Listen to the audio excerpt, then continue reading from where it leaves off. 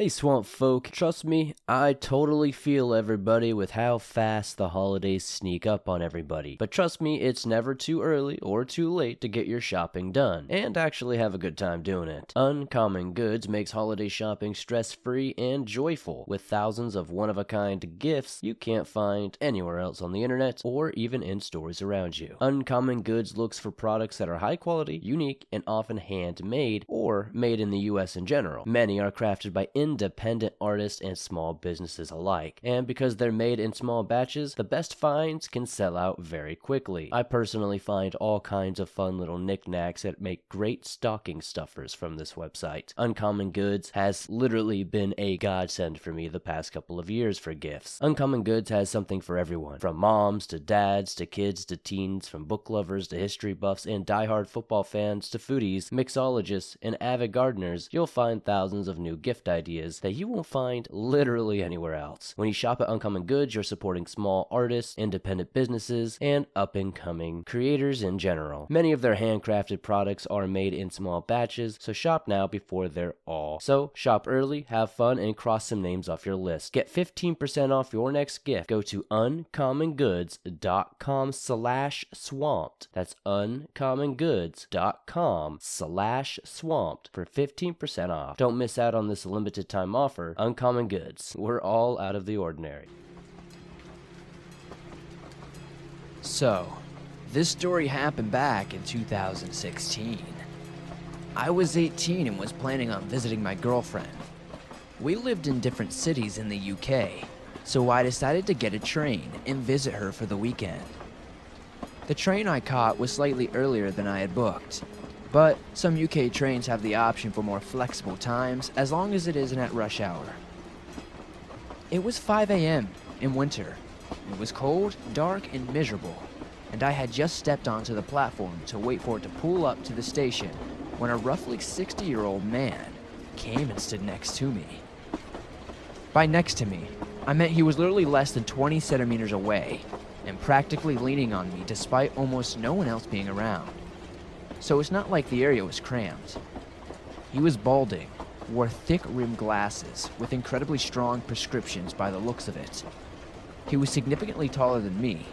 I'd say he was close to 6'6", but slim and gaunt with coarse graying skin and had unusually wide mouth and a scraggly beard that looked like it needed a good trim.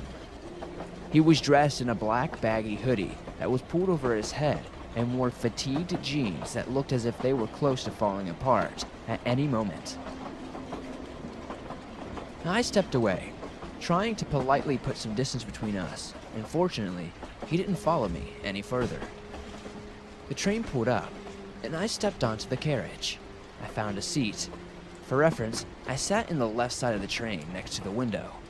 I put my headphones in and tried to nap for a duration of my 3-hour journey. The train was mainly empty. A few tired workers slumped in the corner sleeping off the work from the night before, and a couple of old women chatted quietly between themselves. The journey was mainly painless, and I had mainly forgotten the old man, and couldn't see him either in my carriage or the ones adjacent, so I paid the thought of him little attention. It was about an hour into the journey when the train went to a short tunnel. It couldn't have been for more than 20 seconds, but I felt a strong hand grab my right leg. I jerked out of my daze, half asleep, but I found that the train exited the darkness and the old man was sat directly next to me, still grasping my leg hard enough that it would later leave a light bruise along the thigh. I pulled my leg away quickly to ask him what he was doing. I'm not an intimidating person, a pretty fat teenager that barely reaches 5'8". It's never really to be scary, but I put on my most confident and authoritative voice and repeated my question, though this time it was louder and contained a few more choice words for the old man. I had barely managed to finish the question before he grabbed my face with his hand and slammed my head against the window so that I was pinned in place. Despite my struggles, he easily held me in place and leaned in until he was inches from my squished face. With a deep, baritone voice that seemed to echo around in my brain, he whispered directly into my ear something similar to, "You would be a very nice plaything." I apologize that I can't remember the exact words, The adrenaline that had me freaking out made it difficult to concentrate on the things that he was saying, but I vividly remember he knew my name. He then licked the exposed side of my face slowly until a bridge above the tracks blocked what little light was trickling into the carriage. As the light dimmed, I felt the hand release my face. I snapped to look where the man had been, but he had already disappeared from view. I rose shakily from my seat and rushed to the toilet to vomit from the fear. I stayed in there for over an hour before an inspector knocked on the door to check me out and to check out my ticket. I informed him what happened, and he had escorted me to the police officers at the next station, who swept the entire train for the man. It was treated as an assault, so the police viewed the CCTV footage from the train, but they were unable to identify the old guy. I nearly broke down into a panic when they said they couldn't find him, but that wasn't even the worst part. When the police later viewed the CCTV that covered the route I took to the train station, they stated that the same tall black hooded man could be seen following me for almost 2 miles, starting from just outside my house. To this day, I refuse to return to that city. I moved away about 2 months later and had made a promise to myself that I would never ride a train again.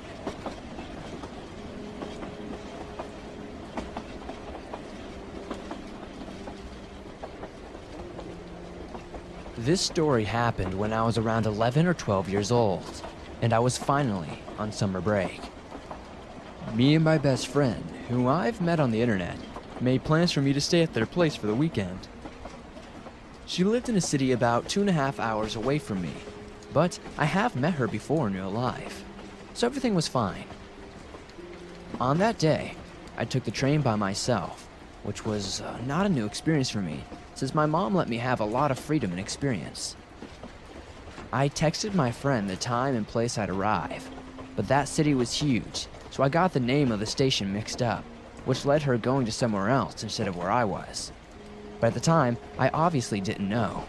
So, when I arrived, I just took my suitcase and went to a quiet corner to wait for her, while watching all the busy people running from A to B. My friend texted me asking where I was, and after some more text, we figured out that it was my fault for telling her the wrong station, but she was on the way to pick me up. After waiting for a few minutes, a man in his 30s accidentally bumped into me. Even though I was just standing still, he apologized 1,000 times. I assured it was fine and nothing happened, but he insisted on making it up to me and wanted to buy me a hot chocolate or something to eat. I refused, but I was also a pretty shy girl back then, and it wasn't taken seriously many times.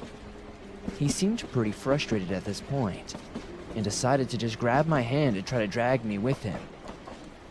Only then, I realized that his intentions were not good, and I felt super scared. No one else around seemed to notice what was going on, but like a miracle, my friend just arrived on time and came straight to me. I was calling her name, which made the guy realize I wasn't alone anymore. So, he took off as fast as he could without saying anything. So I hope that creep from the train station, who tried to abduct me, never tried to abduct anybody else.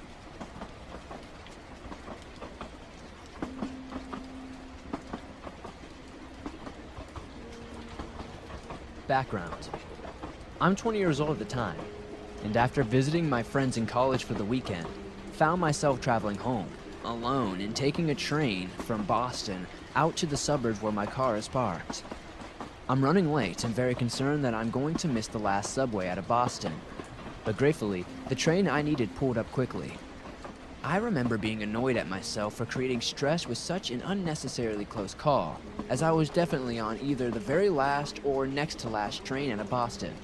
And while I have friends I could stay with if I miss the last train, I have to work in the morning, and my phone is completely dead. The ride is long and slow, and there is hardly a soul on the train after we leave the immediate Boston area, which isn't odd seeing how it's Sunday and after midnight.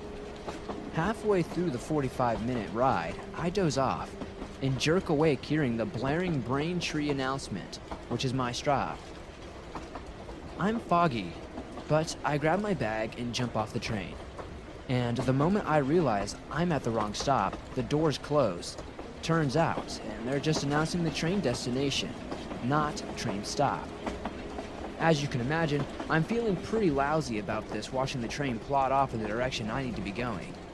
I'm the only person to get off the train, and the station is unfamiliar and utterly deserted.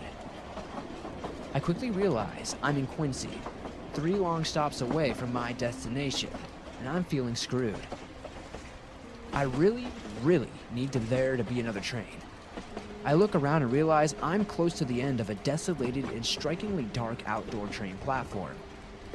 While the chances for there being another train so late is extremely slim, it's my only hope, and I begin to feel panicked, stupid, and vulnerable. After a minute or two, standing there dumbfounded and triple checking that my phone was dead, I suddenly spot a man, standing under a light, a distance down the long, thin platform. A little ways farther beyond him appears to be the only exit or entrance, unless there are some stairs going down into the terminal, halfway down that I can't see. While the man makes me a little nervous, he's clearly facing the tracks, which gives me hope that there is one last train that is on the way, thinking that maybe he just missed the one I got off.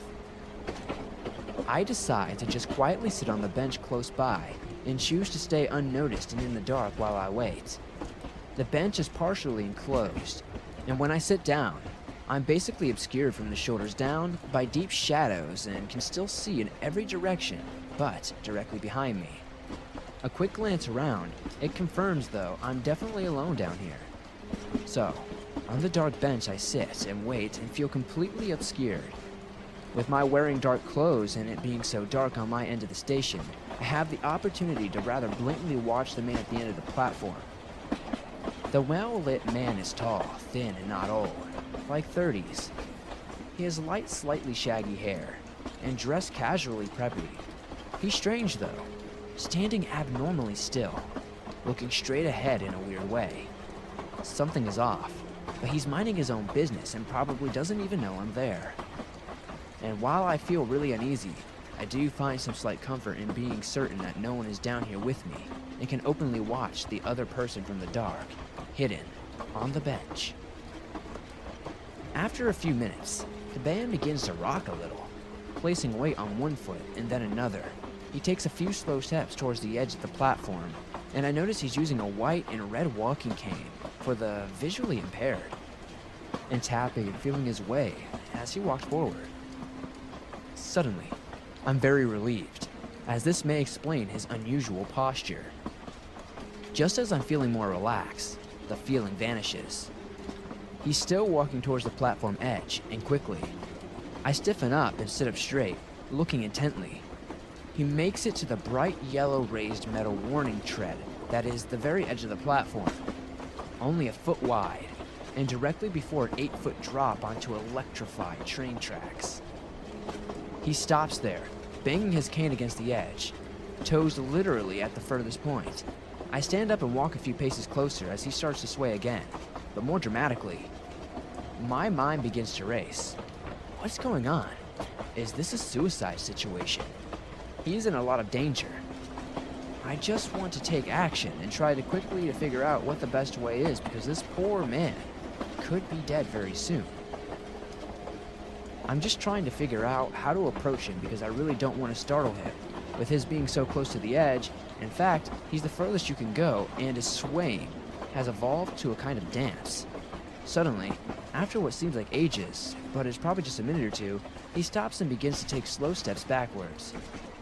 Finally, he returns to standing still and staring straight ahead, back under the spotlight. With my heart racing and my mind spinning, I return to my dark bench, sit down quietly, and try to process what suddenly happened. I want to help this man, but I am being overwhelmed by alarms in my brain. I keep watching and being as silent as possible. He stands calmly for a few more minutes under the light, facing the tracks and safely several paces away from the edge. I decide to get help. I mean, he just did something crazy, really unnerving and really dangerous, and I don't know what his intentions are. I'm still sitting on my dark bench fighting off conflicting feelings and secretly watching him when he suddenly turns his whole body directly to face me, absolutely smiling and looking suddenly right at me. I'm completely startled, and my jaw drops. My mind is now racing like crazy. He knows I'm here. He must know I'm here.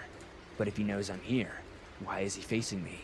He knows exactly where I'm sitting. Is he actually blind? But I'm sitting in the dark and not making a sound, and he's smiling. I'm frozen solid. What happens next is so sudden that I remain basically frozen like a statue, sitting on the park bench, the entire time, not making even the slightest sound. Suddenly, still smiling, he turns and faces the tracks, and again using his cane, walks right over to the very edge and begins to side swaying again, except now it's even more dance-like. He then changes position, putting one foot right on the edge and one foot behind him, as he starts this exaggerated lunging motion, as one would jump out in front of a train, nearly jumping off the platform, but catching himself before he does. He does this repeatedly, all the while I'm just watching from a distance, basically in, well, horror and confusion. Suddenly he stops all of this and turns. This time he doesn't face me, but faces in my general direction, my end of the tracks, smiling still from what I can see. He slowly begins to walk down the platform towards me. He is walking right on the edge, directly on the warning track. The whole time I can hear the clank and the clack of the cane going side to side. He is so close to the edge that the cane is going into the darkness. He gets closer and closer, and I can do absolutely nothing but stare. How could he be walking so close to the edge? Why is he coming down here? Closer and closer he gets. I can now see him better. Still, the big gaping grin on his face, empty and farcical like a game show host.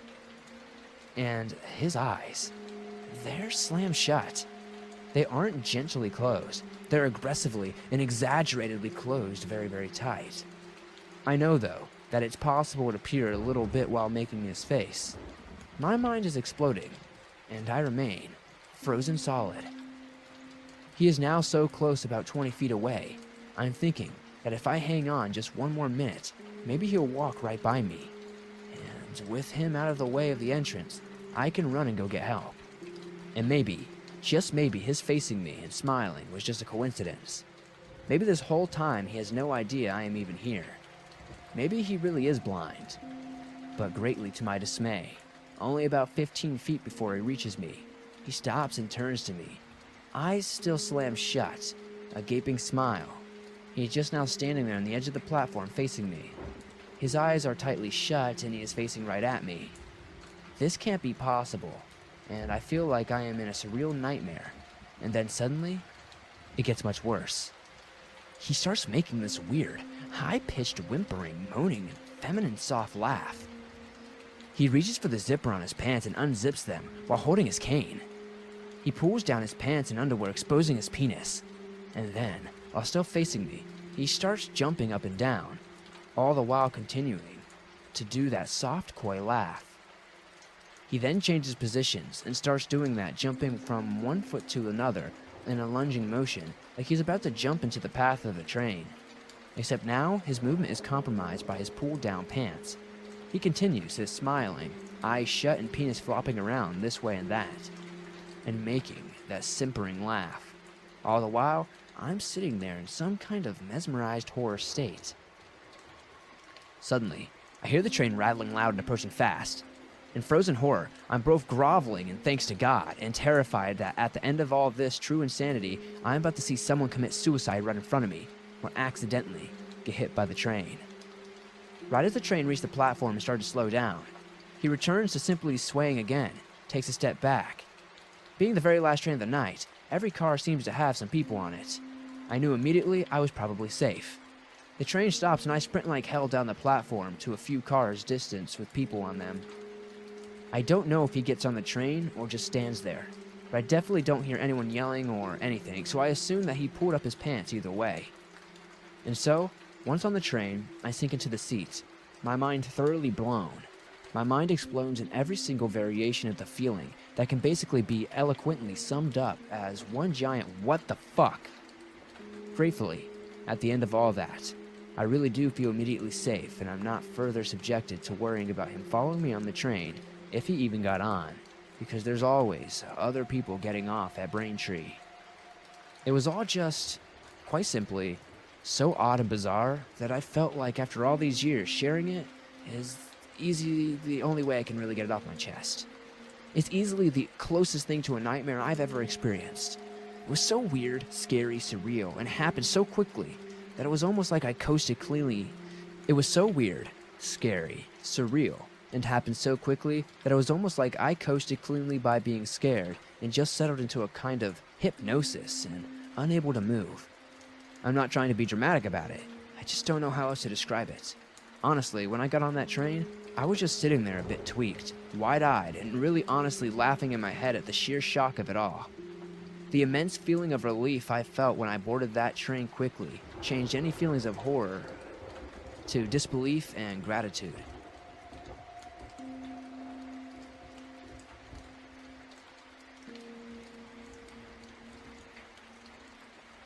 This happened around 6 years ago.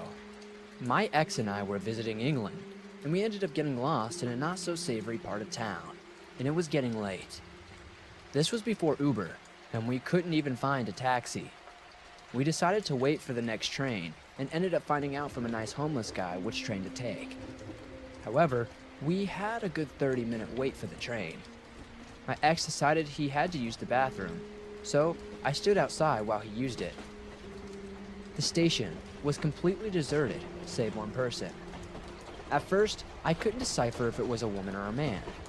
However, upon closer inspection, it became clear it was a woman, probably in her mid to late 40s, except she had that hard look about her.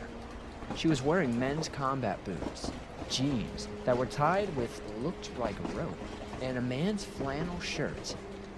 She was skinny, greasy hair, and under a knit cap, and she was twitchy. My ex and I were used to seeing junkies, as we all both grew up in California, and our home city has its fair share of tweakers and junkies. Anyway, she sat there occasionally, mumbling to herself, but we didn't pay any mind to her. Mostly we passed the time by playing with the deck of cards I had in my purse. The train pulls up when we go on. It's pretty empty, so we have our choice of seats. Of course, she sits right in front of us, even though there was rows of seats. We settle into our seats as we have 12 stops before we can get off. Meanwhile, she turns to us and starts cackling. She barely had any teeth, and the combination between that and her heavy Cockney accent made it pretty hard to understand. She starts telling my friend that she would give him a proper jobby if he'd give her some money. Now, at the time, we weren't up on British slang, and both of us were like, you'll give him a job, and my ex is telling her he doesn't need a job. She's getting worked up, and the conductor tells her she better be quiet or he will toss her off again. So she mutters that he can fuck right off under her breath and starts mumbling. It was hard to catch what she called me a slag, and some not so nice names. Thankfully, we were back into the city proper, and our stop was coming up. We signaled, and the conductor that we wanted to get off, and he pulled the train to a stop so we could get out, and so does our friend. My ex tells me we will grab dinner as we're both starving, and we head for a pub not too far from our hotel we had seen the night before. Meanwhile, she's behind us. She starts taunting us, and I get a little worried, as obviously she is off her rocker. We make a run for it and get lost in a crowd. We think that's the end of it and go and eat in the pub. We come out of the pub about an hour later and head up the block to our hotel when we hear, "That's them!" We turn, and our friend along with two other rough-looking characters are coming up the sidewalk. We book it for our hotel, which after a rich pub meal isn't easy. Luckily, once we get inside, the doorman shoos them away. Thankfully, we didn't see them again.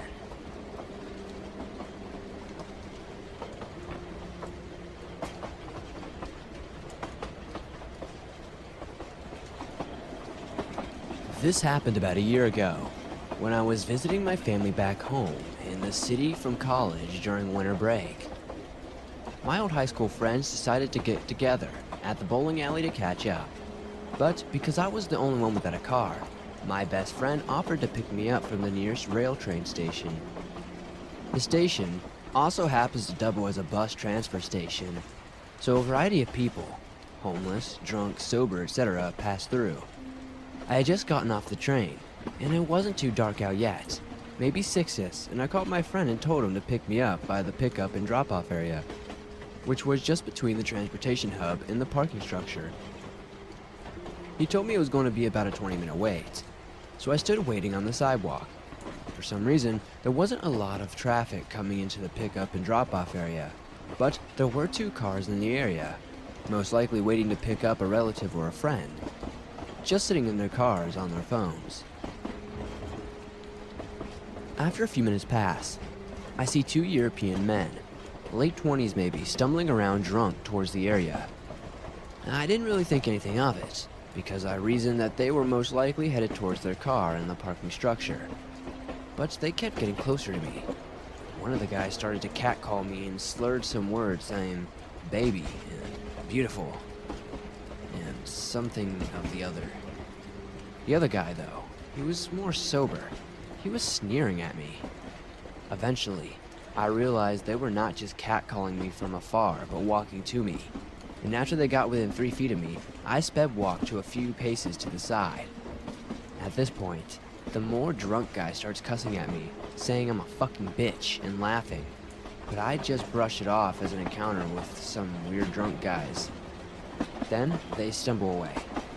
About 10 minutes pass and it has started to get dark, and one of the 2 cars that was waiting had driven away. So now, there's only a car with an Asian guy waiting in the pickup and drop-off area with me. Nobody else was around. Then I hear a car screech and rapidly pull up to the pickup and drop-off area, and another car. And I get startled when I see that this banged-up car rolls its windows down. That's when I see that it was the same 2 guys from before, and I realize they are purposely harassing me, because the parking lot does not require them to go through the pickup and drop-off area. The car then pulls right up to where I'm standing, and I see the car door open. The one that was more drunk jumps out at me with both of his hands to try to grab me, but I kind of dodge and he just narrowly misses and touches me. At this point, I ran the 40 or so feet where the Asian guy car was, and I'm sort of screaming because I am genuinely afraid that I'm going to be kidnapped. I guess the Asian guy watched the whole thing because he had looked just as freaked out as I was. I stood by his car and the drunk guy stumbled on the sidewalk and looked at us. The Asian guy turned on his headlights and then turned on his high beams. The drunk guy stares at us for a minute, disoriented by the lights, mumbling in some European language, probably more cuss words, maybe like Turkish or Russian. And then eventually he gets back in the car and drives away. I stayed by the Asian guy's car until my friend pulled up and I got into my friend's car and start crying. I tell my mom later, I think I almost got kidnapped, but she tells me we're probably just drunk jerks trying to scare a little girl. But I don't think so. I think they were up to something a lot more sinister.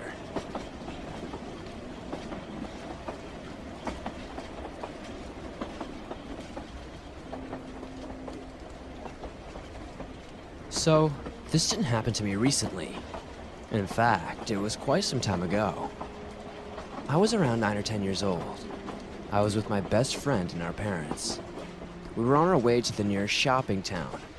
We lived in a small rural area with not many shops and would probably be finished looking around in 10 minutes. So we traveled by train to our nearest large city. It was easier and probably cheaper and definitely quicker. So, when the train arrived, me and my friend quickly ran onto the secure first table seats. Those ones with the 4 seats and a table in the middle. Pretty self-explanatory. The train was pretty empty. With us being kids, we wanted our own table seats and decided to take up the ones on the opposite side of the aisle and left our parents across from us. I noticed a guy, a couple of rows down in the normal seats.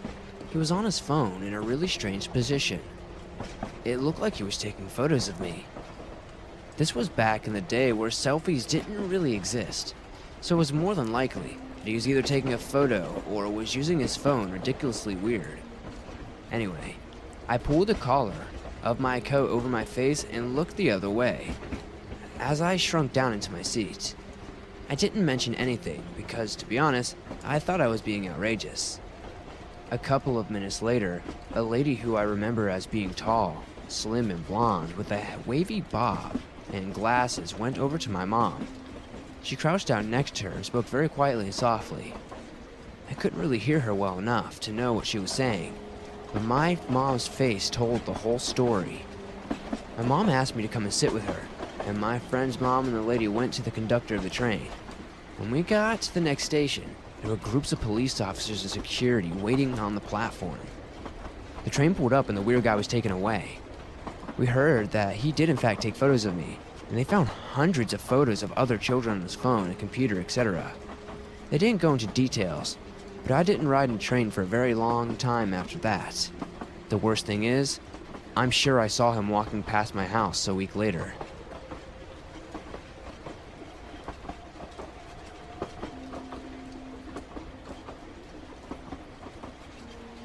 In 2013, when I was 23 years old, I lived in an apartment in a foreign country all by myself for the first time. I met my then boyfriend, who is now my husband, in London the year before. I was from California, and he was from Northern Ireland.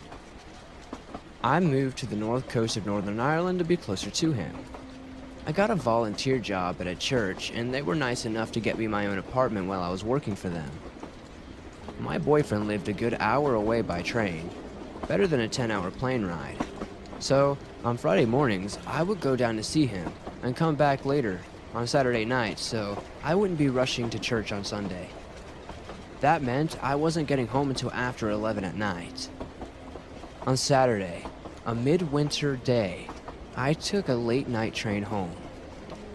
On Saturday, sometime in the middle of winter, I took a late-night train home. It was usually quiet with students returning up north from being home over the weekend. But not this Saturday. A man got on the train a few stops before I was going to be getting off, who was being loud and obnoxious. I took a quick peek, but that was all. He didn't have a jacket on, just a long white shirt with no sleeves, and had a bunch of tattoos up and down his arms. He wasn't looking at me, so I wasn't too worried. Drunk people took the train all the time. When my stop came, quite a few people got off. Some got a taxi home, and others waited for the platform to get another train. My flat was only a half a mile away, so I decided to walk. Halfway there, I started hearing someone yelling a ways behind me. I tried to glance behind me without being too noticeable, and I saw the man from the train. He must have noticed my glance because he started yelling louder and louder, and then he started to bang along the walls of the terraced houses. That's when I picked up my pace. I was trying to walk as fast as I could without looking like I was running. Finally, I could see the corner that my apartment was on. Keys in hands, I shakily opened the shared door I had with my neighbor as the yelling and banging got louder. I finally got in. I ran up the stairs to my apartment door and ran in with the lights off in the windows. I hadn't seen him go around the corner, but I did see him come back around the corner. I'm sure that he was looking for me. I'm not sure why, but I'm glad I didn't find out. Let's just say that's the last time I took the late night train up to my apartment.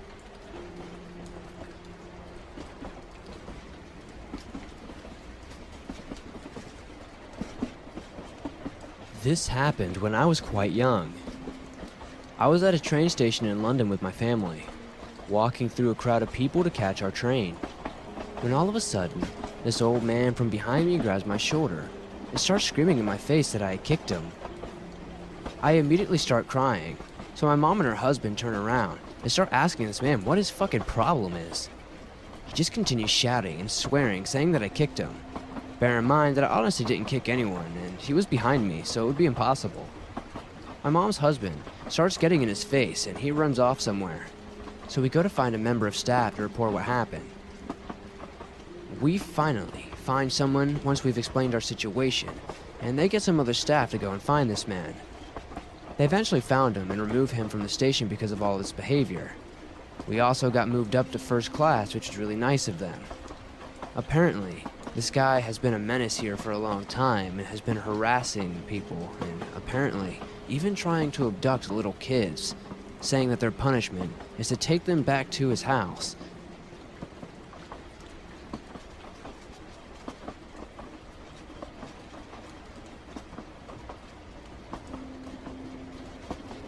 When I was 18, I was interrailing through Europe with my then boyfriend, and we were on a train between Rome and a port town in Italy.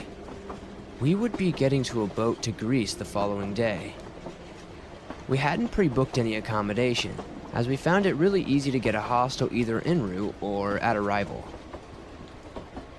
Most of our previous destinations were just like this, and as we'd been arriving in the town at nearly midnight, we decided to have a look for hostels whilst on the train. Unfortunately, we found that there really wasn't much of accommodation where we were heading, as there had been in other more major cities that we had visited, and that the places we could find were mainly hotels and way out of our price range. We were discussing this quandary amongst ourselves, my ex suggesting we slept at the station, when the guy sitting next to me on the train randomly struck up a conversation. He was really enthusiastic and chatty, and spoke pretty good English, asking about our trip so far, where we were from, and just sort of general chit-chat about ourselves. He also said that he had overheard our accommodation problem, and that he knew a perfect hostel for us, very close to the station and run by a friend of his. Initially, this just came across as a useful bit of information, but alarm bells started ringing for me as he became very insistent that we must stay there, and that if we mentioned his name that we had sent him, you could basically stay there for free. He wrote down an address and his name on the piece of paper, and virtually had me promise that we would go there. After I'd given him my word to stay there, he stopped talking to me entirely, which I found quite odd. He'd been so warm and talkative, and then just totally shut off. He also made 3 phone calls, none of which I could understand other than he said the word interrail a few times. The rest of the journey passed in slightly uncomfortable silence, and when I got up to get off the train, he just said, "Remember, the address." We arrived in the town. It was late and pretty deserted. Nothing like the big touristy cities we had been used to, and I made up my mind then that we were definitely not staying in this quote-unquote hostel. My boyfriend was slightly annoyed, as I admittedly am a very paranoid person, but something just felt really off. We ended up checking into an annoyingly expensive hotel, literally a stone's throw from the station, as I was so creeped out I didn't want to go wandering off through the empty streets at night. Whilst at the hotel, I decided to look up the address he gave us. And first things to say is that if you Googled it, there was no mention of it being a hostel or a guest house or anything. It just came up as a street address. And secondly, if you put it into Google Maps, it wasn't anywhere near the station. It just looked like a normal building in a residential area way out of the city center. I know that all of this may have perfectly been innocently explained, but I think this guy may have ran a hostel from his home, and the train guy was just overly eager to promote business for this, but it could have been a lot more sinister, a lot more dangerous.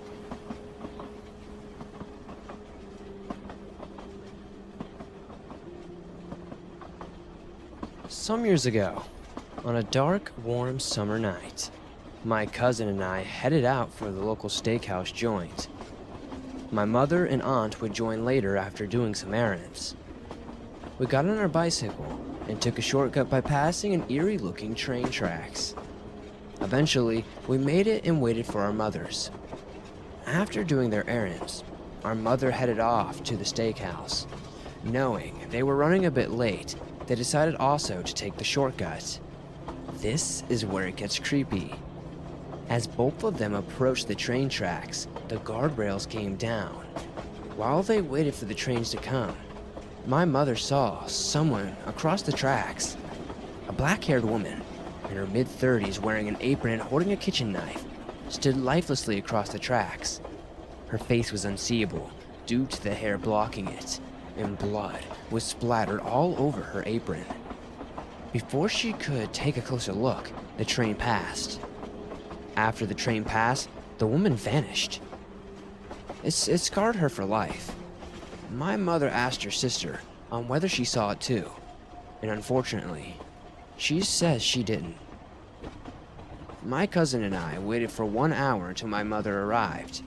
Hungry for dear life, we headed inside. It wasn't until we sat down that we realized the anguished faces of our mothers.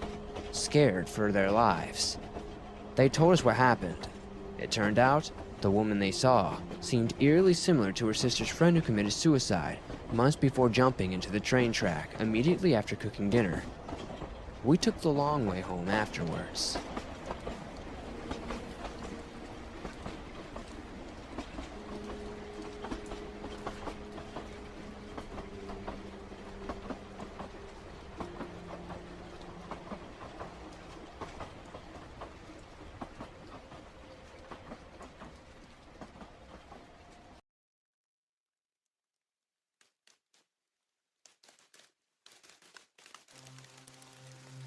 This is my sister's experience. Now, my sister is 22 years old, married, and has a very small child. They live in a beautiful 4-bed, 2-bathroom house. But the only downside is there is a trailer park, basically in their front yard. She and her husband had lived in their home about a year when the incident occurred. Kelsey, my sister, is absolutely gorgeous. Blonde hair, tall, thin, and all around pleasant. She has had a stalker problem in the past, which I'll ask if I can share at a later time, but this one experience beats all of them. She had just put the baby down for a nap and needed to get some work done in the yard, so she grabbed the baby monitor, locked the house, and proceeded to go to the yard and do some weeding. She is a very paranoid person, so she's always aware of her surroundings. As she was tending to her garden, she noticed something in the corner of her eye. There was a man about 200 feet away, just standing in the middle of the trailer park, staring right at her. She quickly turned back to her duties and brushed it off. However, she did try to keep her in her peripherals. After a few minutes, she got a chilling feeling that he moved closer. As she suspected, he was now at the stop sign, which was 100 to 125 feet away from her.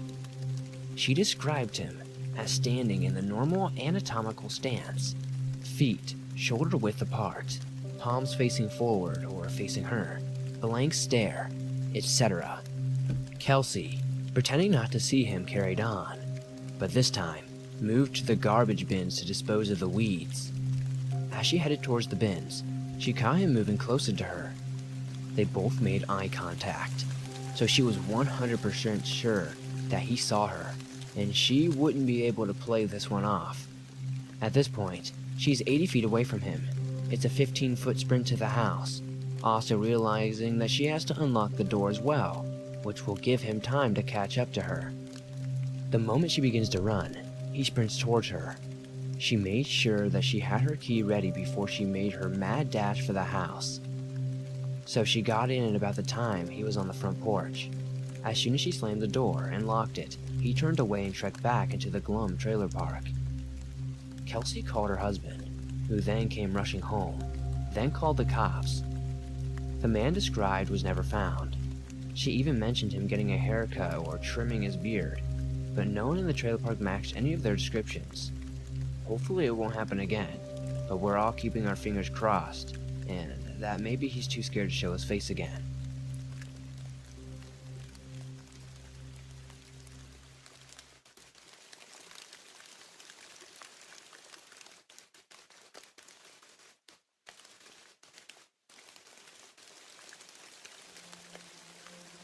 My parents have basically been divorced all my life, so every other weekend, I would go visit my dad. He, my stepmom, and 2 of my stepsisters lived in a trailer, and that's where I would go for the weekend. A lot of people in the park are pretty normal, and there are a lot of people that live there. But there are some freaking weirdos, I'll tell you. Anyways, I was probably about 7 years old at the time, and one of my stepsisters was around 9. We lived next door to a family, and usually hung out with the daughter in the family. Her name was Shiloh. The 3 of us would stay out at night until 2 a.m. God knows why our parents let us do that in a sketchy trailer park. We would also hang out at Shiloh's house a lot. Her dad was always home, and he would play with us, watch TV, etc. I never thought he was one of the creepy motherfuckers of the neighborhood. There is, or was, a clear shot view from Shiloh's living room through our kitchen window and into my stepsister's room. Now, my stepsister had a habit of leaving doors open when she would go to the bathroom, change, etc. You can see where this is going. One day, the two of us were outside playing on the front lawn when Shiloh's dad came walking up to us.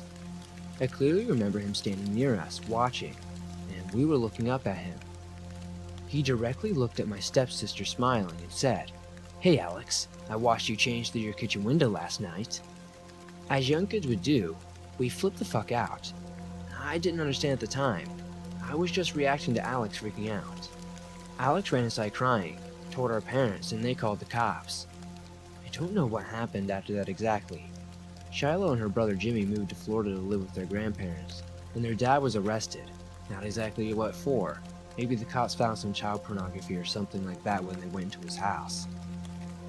After then, another family moved in, and that dad was arrested too. Not sure why, we weren't allowed to talk to any of the more neighbors anymore. Finally, they just took the damn cursed trailer out for good, and the lot is still empty next to their house. All in all, Shiloh and Jimmy's dad was a freaking pedo.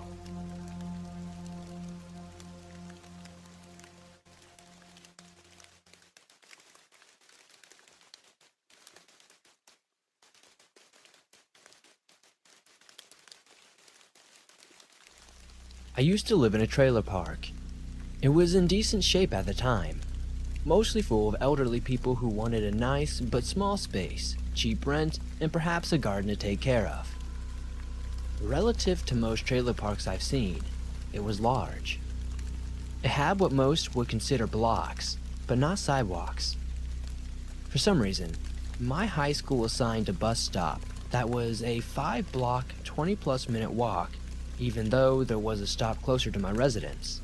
I lived on the main road, but toward the back. It started out straight from the front and made a big swooping curve, like a pirate's hook, toward the back corner, which is closest to where I was. For reference, approximately 70 to 80 trailers fit on this main road. All of the side streets branched off this road into an NS versions of the same name. The first stop for the school bus was the one that I was assigned. Before it ventured through the whole trailer park, so I'm still confused as to why my stop was all the way toward the front when the bus had to pass my actual trailer anyway. It was a classic Western New York winter Monday, early 2008, and I began my walk 30 minutes before my pickup time. The roads had some ice, but were not completely iced over. Instead of following the full curve toward the front of the trailer park, I usually went down my friend's street and walked the remaining 5 blocks worth toward the front. It was on this street that a car pulled out of a driveway and began driving in my direction. I'm unsure which trailer it belonged to, but it was within 2 doors downrange from my friend's house. My friend used to walk with me, but at this point, I don't think we were close anymore, since I would have waited for her otherwise. It wasn't unusual for a car in the trailer park to be driving at 6:30 a.m., but since it was winter, it was still dark as nighttime. However, it was weird that the car didn't just pass me. If you're up that early, don't you have somewhere to be, or better things to do than tail high schoolers on the way to their bus stop? They were following me at a slow pace at about 5 to 10 miles per hour, if that. I was a fast walker in general, but it's not like I was walking faster than a normal idling car speed. It didn't help that I had my French horn with me, since that got pretty heavy after a while and wouldn't have made the best weapon in the hands of a 14-year-old 5'7", 120-pound female, with no prior self-defense training. I've corrected that since though.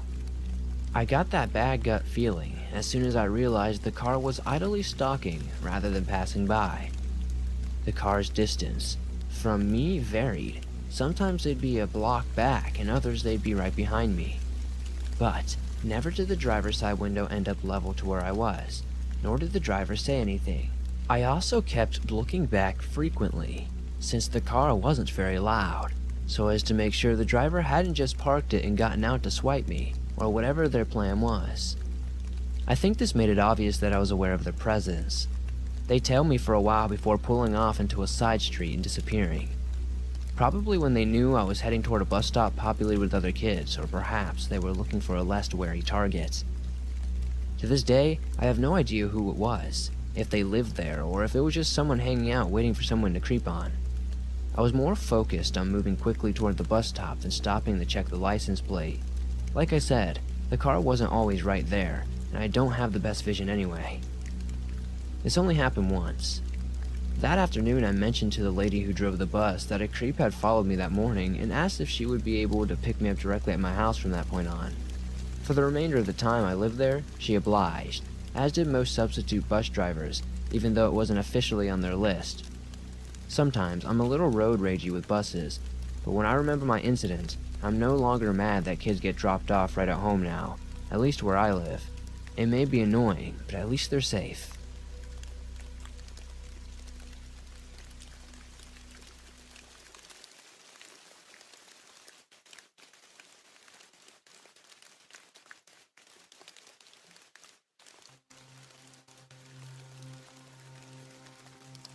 So I didn't exactly grow up rich, and for a brief time, my mom and I lived in a trailer park when I was around the age of 8. I spent a lot of time outside, always riding my bike. I rode through some parts of the neighborhood, and every day passed this same old woman's house. She was very skinny and had crazy frizzy black hair, and was always outside watering her lawn with the hose. One day, I'm playing in the living room, right next to the front door. She knocks and I answer. She told me that she had locked her keys in her house and she needed me to climb through the window to get them for her, because she can't fit. I sweetly tell her that I need to ask my mom first. She starts to argue, but I tell her I just needed to make sure.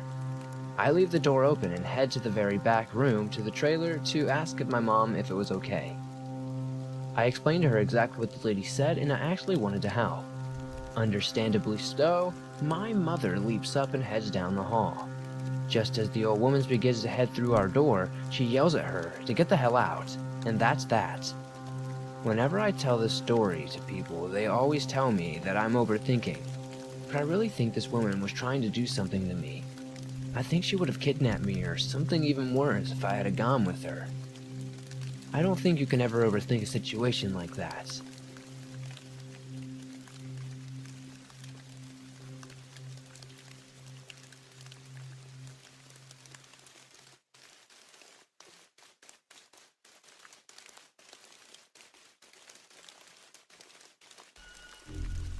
When I was 14, I used to hang out with my friend Tony, who lived in a trailer park. We used to spend time around a couple cute girls, one of which I was interested in. She was 13. For the sake of not divulging names, I will call them Carrie, the one I liked, and Hope. One day, I went to see if Carrie wanted to hang out, and she wasn't home. So Tony and I mosey over to Hope's house, and I knock on the door. A balding man, in his late 40s or 50s, opens the door after a few-minute wait and points a .45 at my head. He said something in the effect, If you ever come knocking here again, I'll shoot you. I noped the hell out of there and decided I didn't like the guy, or knocking on his door much anyway. Later that week, I visited my dad, who worked at the mental ward at the Salem Penitentiary in Oregon, the one where One Flew Over the Cuckoo's Nest was filmed. Somehow, the conversation over dinner drew me to casually mention, some people are so crazy, to which my dad was not thrilled to hear about that encounter. My dad asked me for the man's phone number, which I had because I also happened to have Hope's number. He called the guy, whose name was Rick, the old gunslinging creepazoid. He offered the man a place in his facility, with mention for the fact that he is allowed to fill out mandatory referral forms, which upon submission require action by the recipient to evaluate their own mental health. Ricky quickly apologized and guaranteed the incident would not be repeated. 2 or 3 days later, on a Saturday at around 8 p.m., I got the call during dinner at my mom's house where I lived. It was Rick. He apologized to me profusely and wanted to make it up to me. He suggested that I come over and play a game of pool with him. Being headstrong, cocky, and far from naive child, there was some cursing, laughing, and a big old nope. Sometime later, around the period of a few weeks or a month, Rick made the front page. he had been sexually soliciting children, which I learned from other sources included Carrie and Hope, his own daughter, to older men, a female friend who was close with both girls, but overweight and apparently never targeted, mentioned to me that Rick had a giant container of vitamin E lotion and no pool table. Pool with an over-aggressive, gun-happy creepazour on a Saturday evening. Yeah, I'd rather have something else to do than spend my night with one of those people.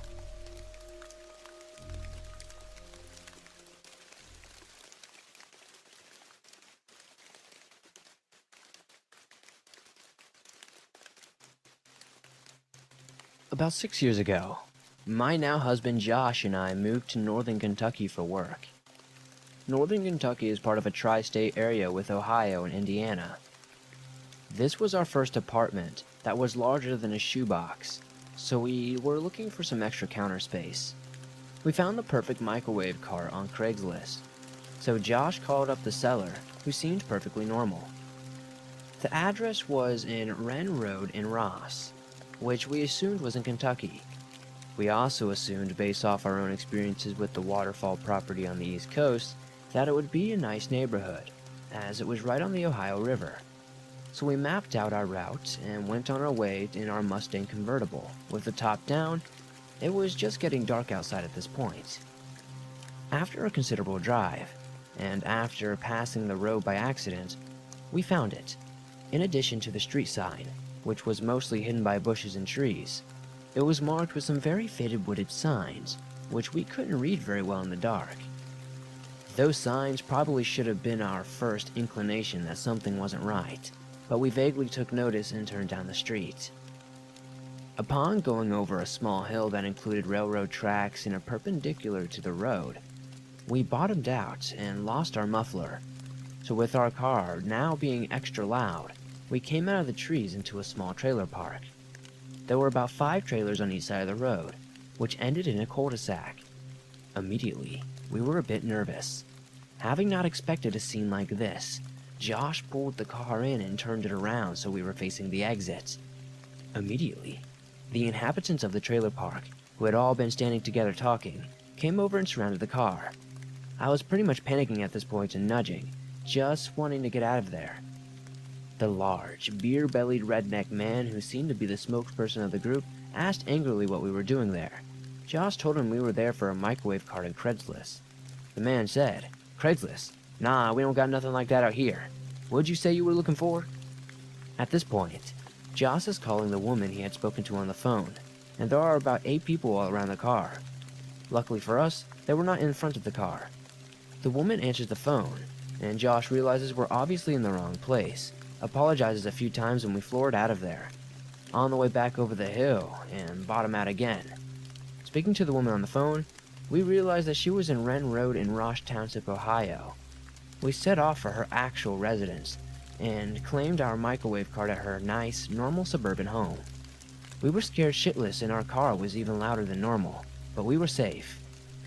There are plenty of lessons to be learned from others who have dealt with Craigslist creeps, but we still use it when necessary, and haven't really had any actual issues since then. One lesson we did learn though: riverfront property in the Midwest is complete opposite of beachfront property on the East Coast.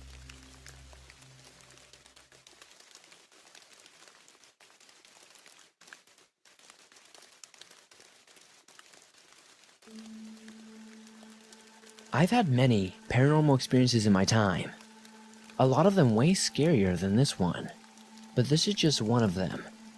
I felt like I wanted to share this one first because it's pretty creepy but at the same time lighthearted. When I was young, pre-puberty aged, my grandfather lived in a trailer park that was directly next door to what was at the time a large empty field. This was when my grandfather was still active and able to do things like go for walks. So one day, he suggested that just for fun, we go for a walk to the end of the field and back. We went for a quick walk through the field, filled with tall grass and weeds, and to my surprise, there was a cemetery down the other side of it. Now, being the curious kid that I was, and also having a pre-existing fascination with all things horror and supernatural, my interest was piqued. Alas, we couldn't explore it. there was a fence in the way.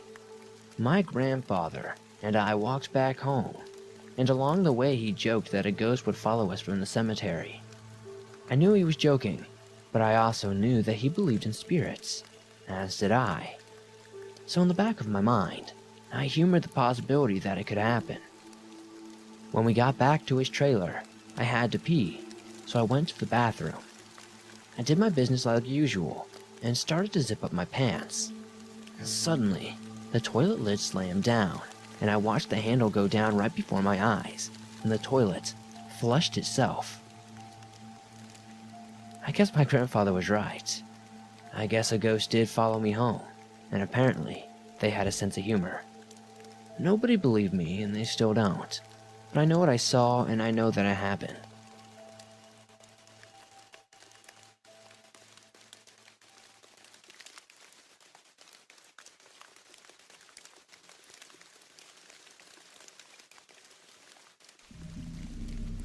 During the summer, right before I turned 13, I would often use my mom's cell phone to talk to my best friend for hours. To do this, I would often go outside and sit in the car with the doors locked. I lived in a trailer park just off I-70 in Missouri at the time, and I was far enough into the park that there was a patch of trees about 200 feet from my trailer. I could see it very clearly from the front seat of my car. This particular night, I was about to hang up and head inside when I saw something odd out of the corner of my eyes, right along the tree line. I tell my friend to hold on, just in case something bad was about to happen, and I can't tell you how glad I was that I did that. Down the tree line there was a shadow, human in shape, except it wasn't a human. The hair on my arm stood up, and I instantly got a headache and felt nauseous. It was running, whatever it was. The run was almost put into slow motion, so it looked very similar to those old cartoon wheels when they spun slowly. There were no details, no face, no fingers, no clothes, no feet, but it stood anywhere between 7 to 9 feet. It vanished into the deeper shadows of the woods. Instantly, I felt a menacing pressure and eyes on me from an unknown person. I tell my friend what I just saw and that I may be in serious trouble. I turned to my porch, which was about 8 feet away from the driver's side door, where I was sitting. And there was a thing standing directly between my porch and myself. I hear a noise down the gravel road by the woods, and I turn to see a car coming up, and I remember very distinctly saying, "Please stay on the line, Corey. I'm making a run for this car once it passes." As soon as I see the windshield, I was sure that there would be a witness if anything happened to me. I ran faster than I had ever ran in my life. I managed to get inside and I slept with the lights on that night.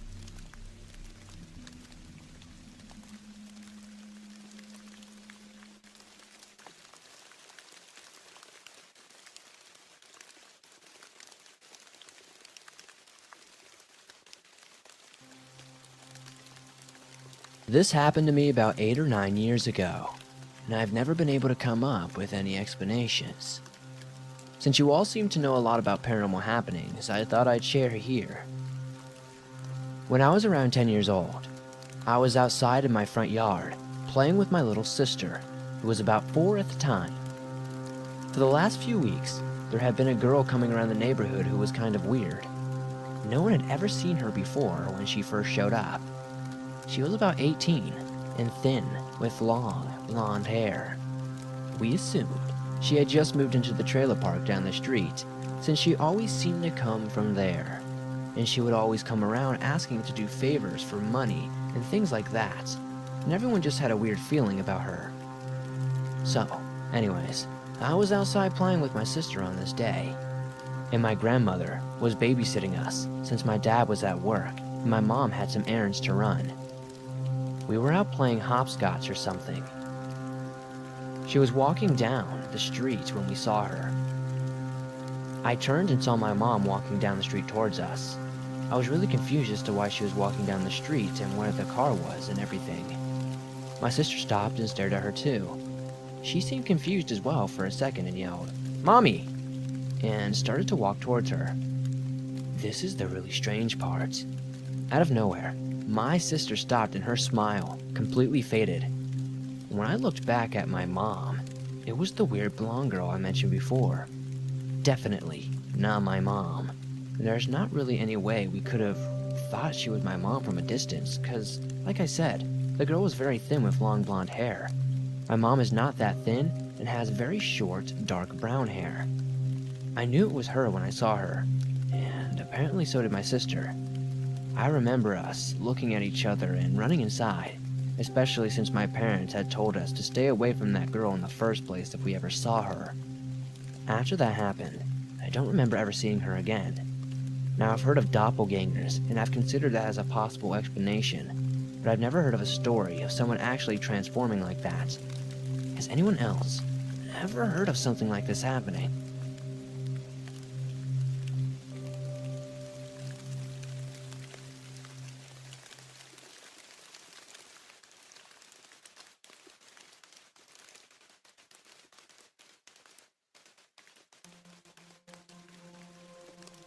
This one time, when I was around 13, I was living in a trailer park with my parents. Both of my parents worked the night shift at a factory, and my sister was moved out by the house by then. I don't believe in anything anymore, but I can't really explain this experience. I was alone at home and playing video games on our oldest television. My parents had gone for the night, and they would not be back until 7 in the morning. Like any other night, I put some music on a radio, ate dinner by myself, and turned in early that evening. My parents hated it when I stayed up late due to a higher electricity bill. After my eyes closed for what felt like a second, I remember walking up and unable to breathe. I couldn't move my arms, legs, or head. I could move my eyes, and I heard this loud buzzing sound in my ears. It was almost like when very high-power lights are kicked on, and then they hum. I heard a high-pitched laughter in the middle of the buzzing noise, and that was it. I couldn't hear myself trying to scream or gasp or anything. I didn't feel anything on my body at all, actually, except a pain in my chest from not having oxygen. I could dimly see my room, but it was too dark, and I couldn't really detail anything. This lasted around a minute, but it felt like forever. I simply woke up the next morning, and I was very confused about that night.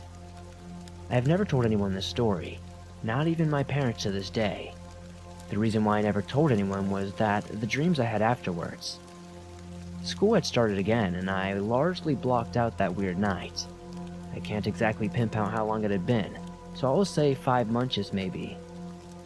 The day that I had the dream, I can't remember that clearly, but I remember the dream very well. I was sitting on a brown futon with a black frame in the dream. I was in a house with all the lights off. The walls were white, and there was no other furniture, and the carpet was a light brown. I was facing a wall in this room with no features. On my left and my right were normal wooden doors with square engravings on them. The room was about 20 feet wide by 25 feet long. The ceiling was plain white, I think. As well, I remember being calm in the first moments of my dream. Somehow I knew the other people that were in the house, but there were no lights on.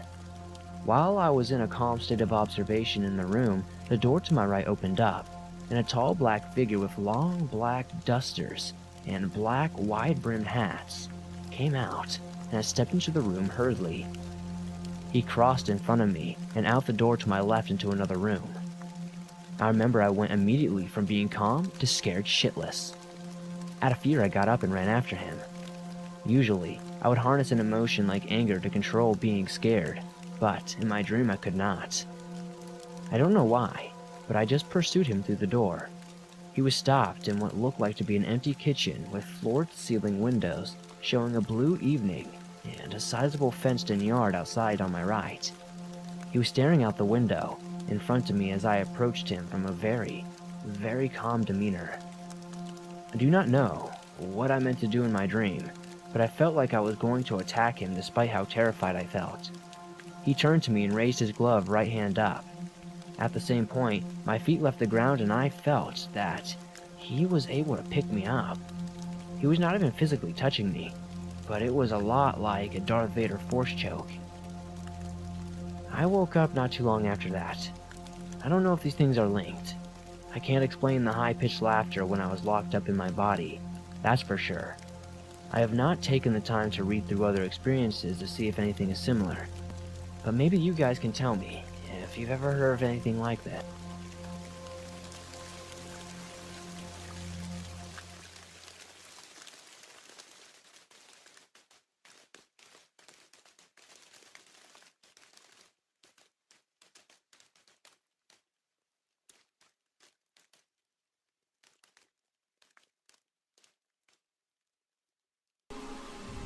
I have been a ranger in the United States Forest Service for almost 15 years, but this takes place about 3 years after I joined.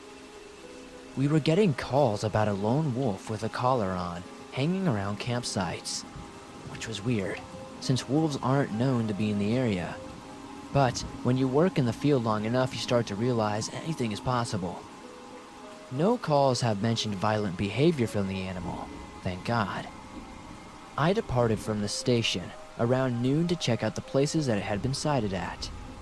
I wandered around for about 3 hours, no further calls during that time, until I took a break for water.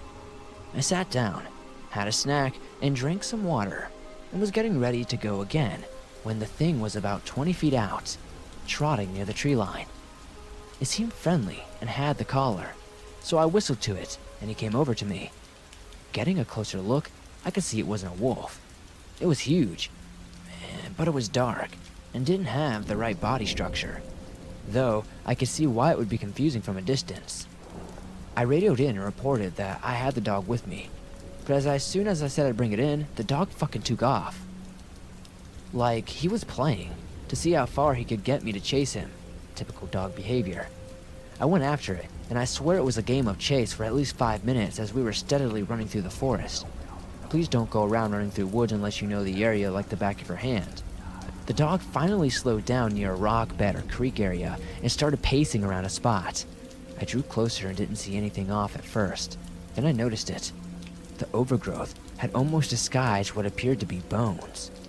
I called it in immediately, and another team was sent to recover the remains. When I went to retrieve the dog, he was just gone. But honestly, it wasn't a priority at that point. He was friendly enough, and I figured he would catch up later. The bones were identified as a teenage male's, died by self-inflicted gunshot wound to the head. He'd been reported missing in the area long before I became a ranger, and there'd been pretty much no hope of finding him. I spoke to his mom on the phone. She called to thank me personally, and she asked how I found her son.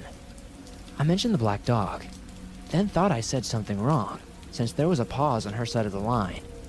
After I gave her a couple of details about the dog, she quietly explained that her son, who struggled with making connections and had sunken into a deep depression after the death of his best friend, the very dog that led me to him. I think I spent the rest of that day stunned, and I continue to be in disbelief in a way, but I know what happened.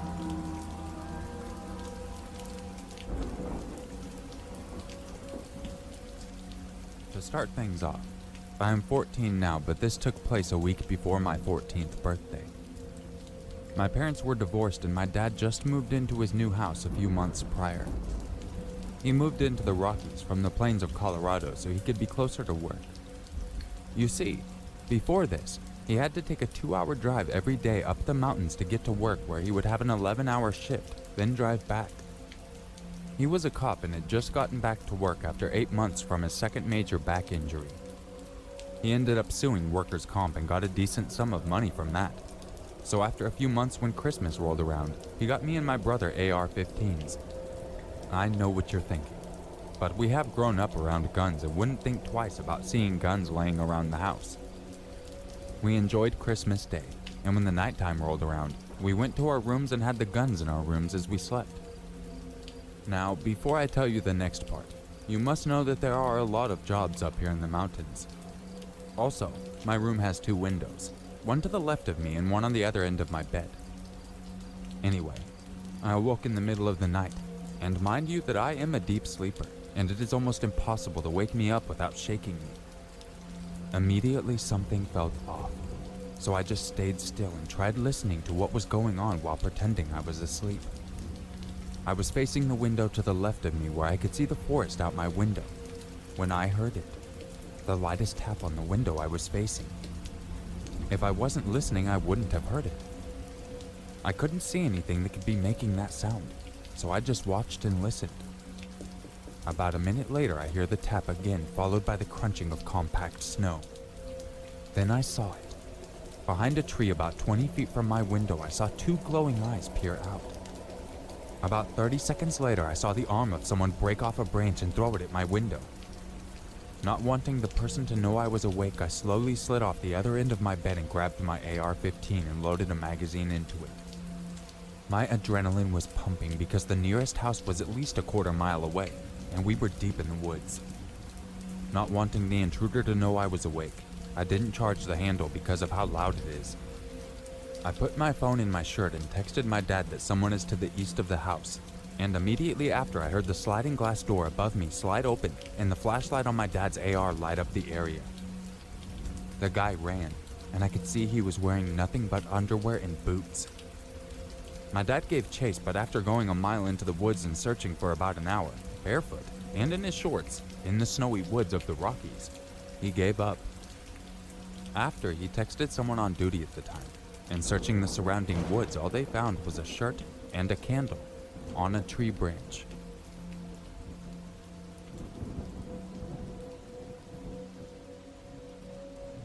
Okay, so I'm about 14 years old, and I'm a male.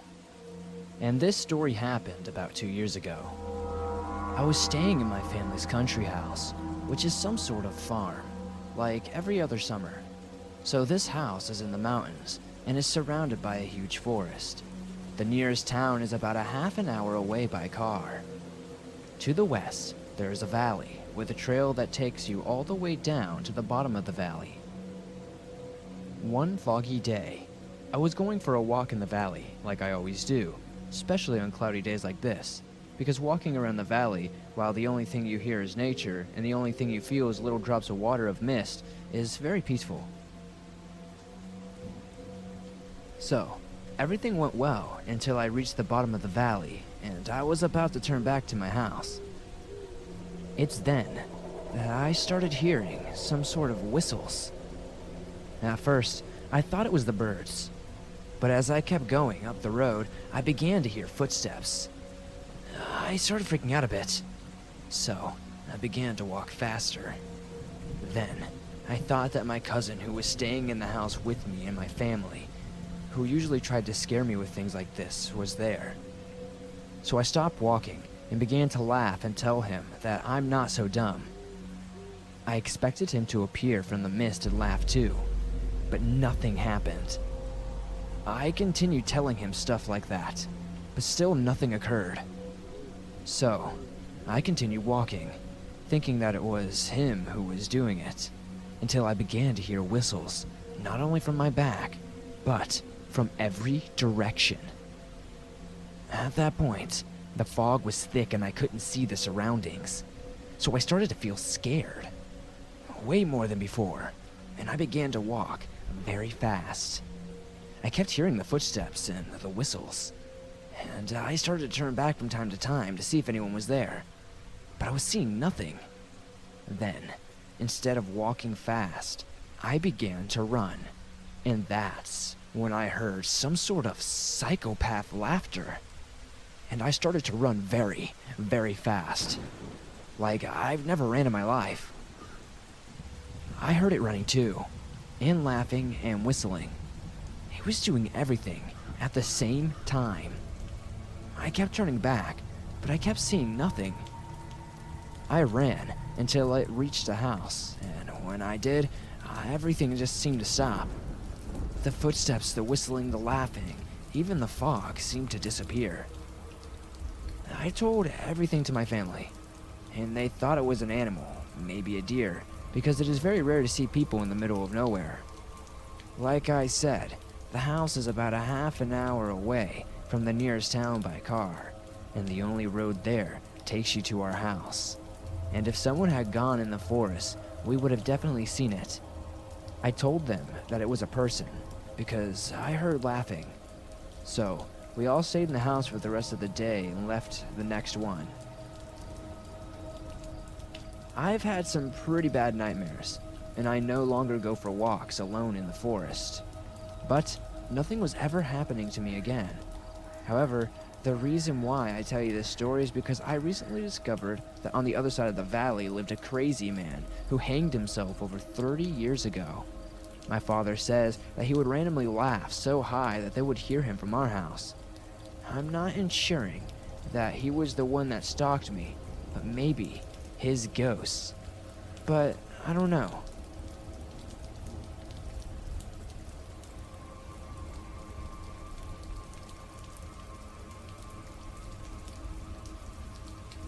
Back in 2010, I had just finished a wilderness leadership class and decided to go to Colorado to get some solo wilderness time. I found out about some hot springs near the Colorado River that were only accessible during the winter. During the summer, the snow melts and it raises the water level of the river and they become submerged. I decided to go spend a few weeks out there.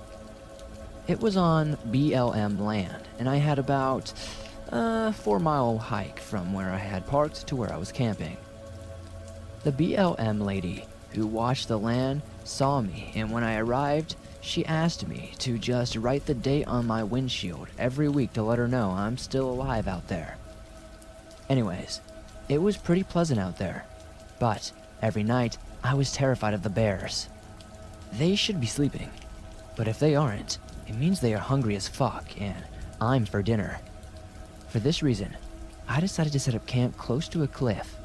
It was about 40 feet down to a river, and I figured, worst case scenario, I could jump and then get out of the hot springs to prevent hypothermia. It's a crazy plan, but once you're out there and you realize bear spray is kinda useless inside the tent, so one early morning, I hear those loud animal noises outside my tent. They're getting closer and very loud, accompanied by grunting and breathing noises. I was too scared to open my tent. I just froze. And then I laid there. It starts to move away from my tent, but it's still out there. And now I hear more than one animal. Finally, I poke my head out. It was a few bear, just slinking along. And then, a herd of elk. I swear though, it was probably the most scared I've ever been out camping.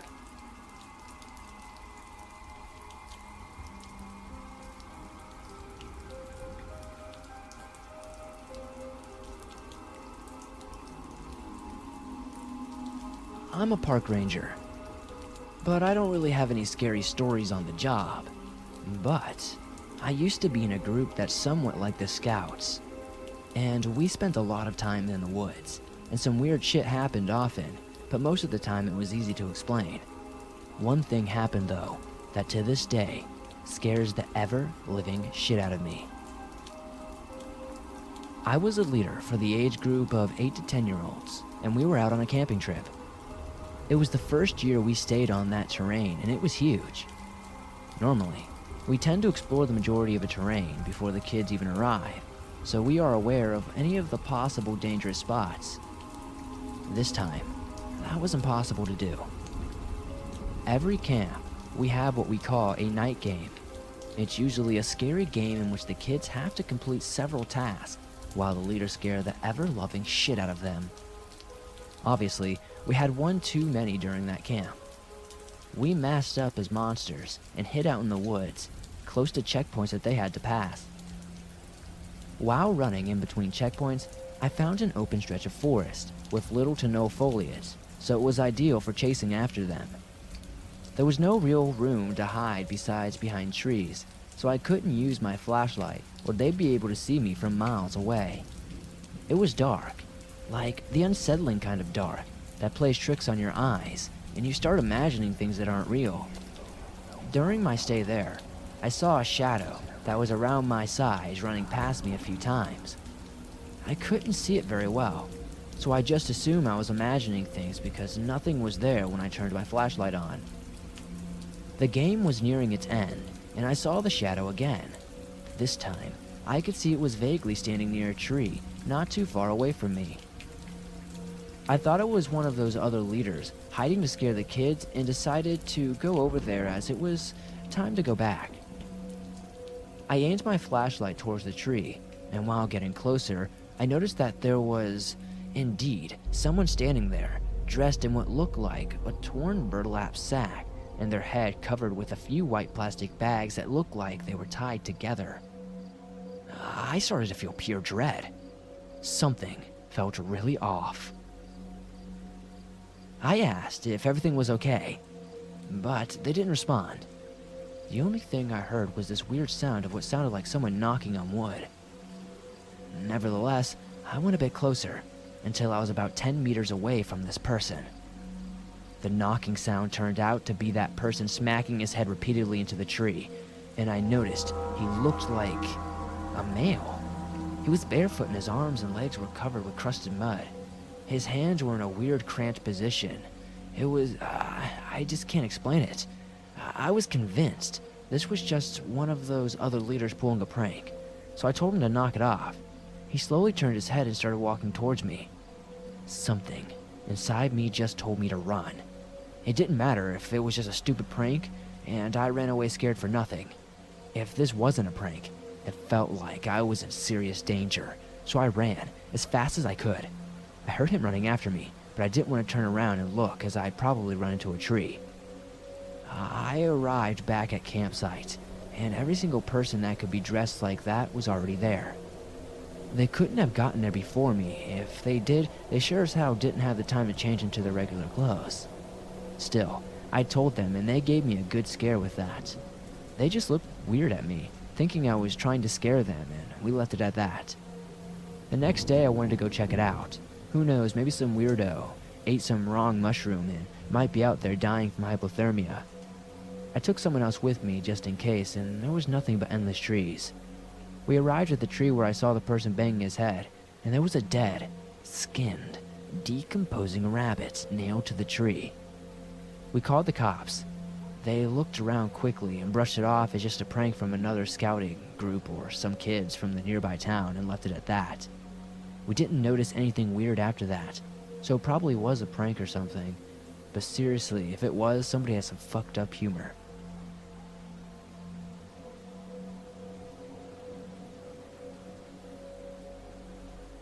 I was in the Gila wilderness, and a convoy of us rangers were making the drive on the dirt road from Mongolian to Snow Lake when we spotted a forest ranger guy pulled over looking in a ditch. Turns out, some idiot tried to make a U-turn and didn't realize the loose rock makes it hard to stop. They went over the edge and they high-centered. We're miles from the nearest official campground, and it's early spring and the nighttime gets pretty damn cold. We get a jeep with our winch in position and start to pull the guy out of the ditch. Off a hill comes a white dude in a purple velvet sweatsuit. He's got a walking stick, fanny pack, and the purple velvet sweatsuit. That's it. He's a blonde dude and pretty skinny. He comes up to us and tells us he's German and having a great time. We could not get over the purple velvet suit. It was like a real pimp sweatsuit. The ranger is immediately suspicious. Wants to know where he's staying and where he came from. It was around 9 in the morning, and the only way he could have gotten there where he came from was hiking for hours. The German guy is goofy as fuck and just points off towards the other mountain when he asked where he's staying and going. We all think it's funny, but also question how the guy is getting along with no water, no food, and the sun is intense, over 5,000 feet even if it's only 75 degrees. The German guy refuses water or any help and just crosses the road and goes off into the woods. The ranger told us he can't really keep the guy from doing that since he seemed okay. He said he'd check a few campsites in that direction later and see if he made it. We got to Snow Lake and commenced drinking like fish in order to better catch fish. That evening, that ranger pops by to tell us that nobody at that other camp had ever seen the dude. He radioed around, and no other rangers had found abandoned camps or had any missing hikers. And they surely hadn't seen a German dude in a purple pimp sweatsuit. That ranger rode off duty the next day, and his replacement came by to make sure that the other ranger was smoking something we gave him. Never heard a word about the German in the purple pimp suit ever again, but it does make for a good story. Kind of creepy, kind of funny, but at the same time, kind of disturbing.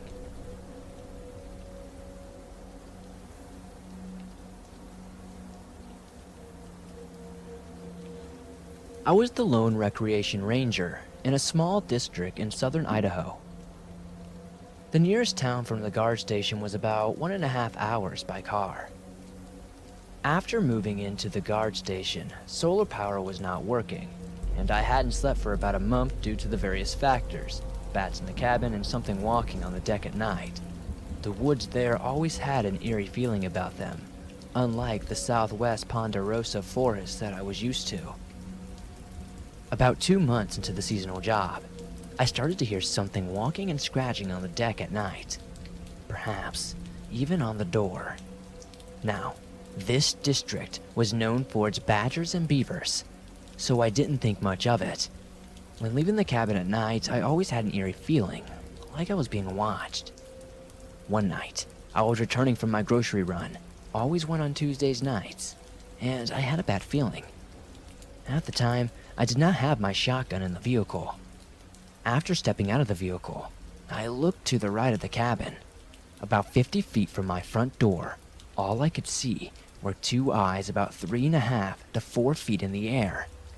To say I freaked out was an understatement. I started yelling, "Get the fuck out of here!"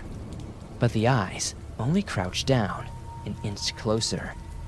At this point, I could tell it was a large animal of some kind. Definitely not a coyote. I tossed a piece of firewood in the general area, and the creature leaped back a bit, but did not make a sound. I tossed 4 or 5 more pieces, and the creature still inched forward. At this point, I fumbled with the keys, and of course, the fucking solar power was out again.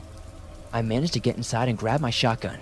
Technically, we were not supposed to have guns in government housing, but the fuck that, I was not going to be living in this hills have eyes back country and not carry a gun. I went outside, and the creature was a bit closer. Still, I could not get a good look with my shitty headlamp. I loaded the shotgun and continued to throw pieces of wood at it with one hand. Finally, the creature walked back into the brush. That night, I drank about 4 IPAs and slept with my shotgun. In the morning, the trail crew came up and we found a mountain lion tracks all over the porch, rocking bench, and compound leading back to the creek.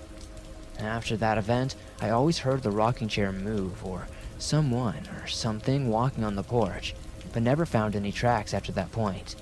Considering that it was always muddy up there, it was weird not to find any tracks. I've been stalked by mountain lions before, and never had that eerie feeling like I did in those woods.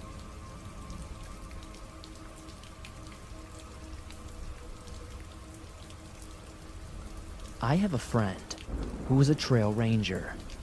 Basically a ranger who can't get you in trouble. He told me about this time he was gathering illegally placed wildlife cameras and knocking down hunting stands, feeders, and blinds with another actual ranger. The other ranger wasn't feeling well, so he said he was going to head back as it's an hour ATV ride. My friend finished up the last one when he heard voices. Keep in mind, he's far off the beaten path. He called out and no one replied. As it's getting dark, he started to head back and found that his ATV wouldn't start. He then noticed that the battery was not connected anymore. He reconnected it and started to drive, but it wasn't going fast at all. Less than a half a mile later, the whole thing died. He radioed back, basically saying, "Hey guys, I need someone to come pick me up." They already told him they would, but it would be an hour. He asked if the other guy got back, and they said no. He settled down and started a small fire, but before long he heard the voices again. It's dark. He's not happy, and the voices sound like an argument now.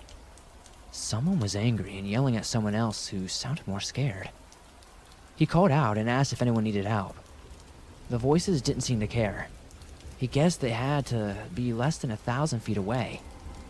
He radioed again, and they said they were having trouble finding what path he might be on, and haven't left yet. He asked them just to get the other ranger and to tell them where they are because he left with the iPad that had the map. They said he still hasn't come back. About 3 more minutes go by, and he hears the voices start up again. He decides to walk to them, hoping maybe they can stop being drunk assholes and maybe have a map. He walked in their direction, but the voices seemed to be getting further as he got closer. Finally, after 20 minutes, he gave up and walked back. He got a radio call, and they said the other guy was found passed out covered in vomit and was being taken to the hospital, but he crossed off everywhere they found to stand, so they have a general idea where he is. Then, the radio died. Then the voices came back. Bored out of his mind, he decided to listen to what they were arguing about, picking up things like, "Well, it wasn't yours to take. I don't fucking care. You better know," and so on. His guess was two hunters were arguing over a kill. Then he heard one of them shout something unintelligible. Then, silence. Then, bang! A gunshot. He doused his fire and hid. After that, he heard nothing, just his breathing for the next half hour until he saw ATV lights. He told the guy picking him up everything, and they called back. They had people looking for 3 hours and found nothing. They came back the next day with police and dogs. After about an hour, a shallow grave was found, and in it was a long dead man who had clearly been shot in the face. Thing was, it was a skeleton who was there for years. So either the argument he had just ended with a bang and both parties went home last night, or he heard the murder of someone from years ago.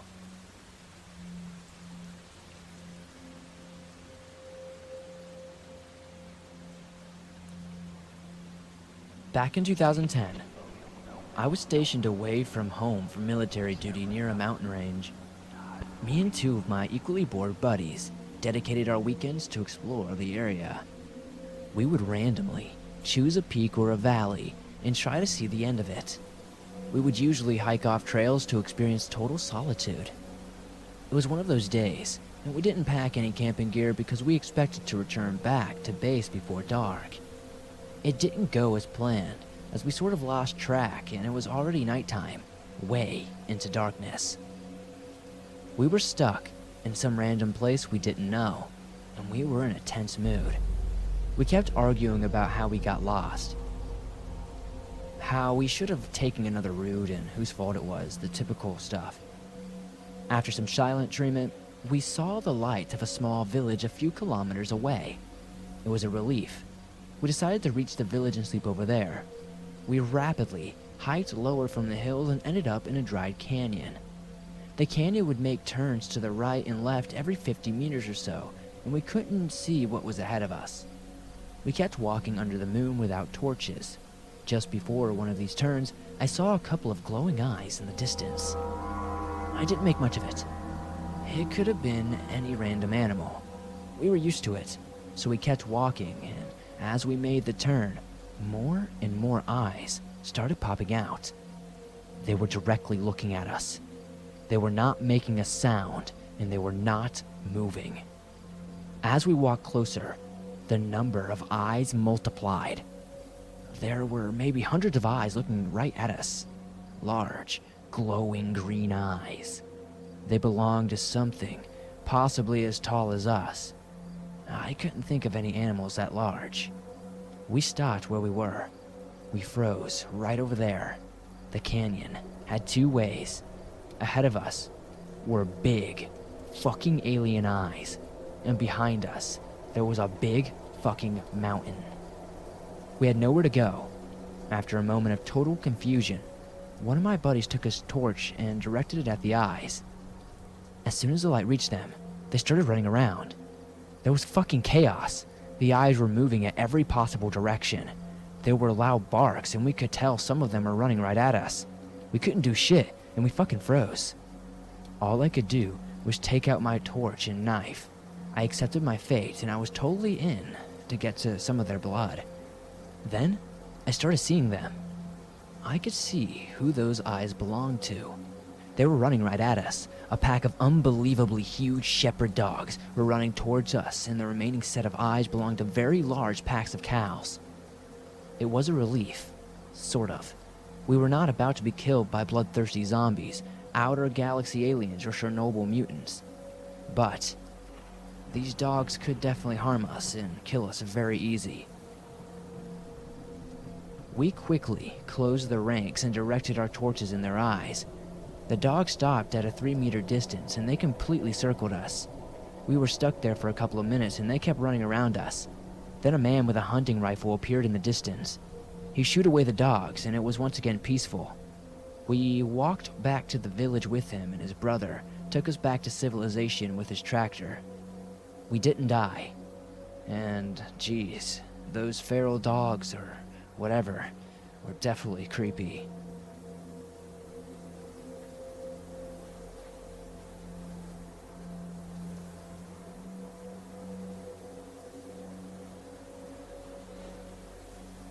This is gonna be a little mundane to a lot of other stories I hear on this channel, but I worked for a few months as a park ranger with the Florida Forest Service at my local state forest.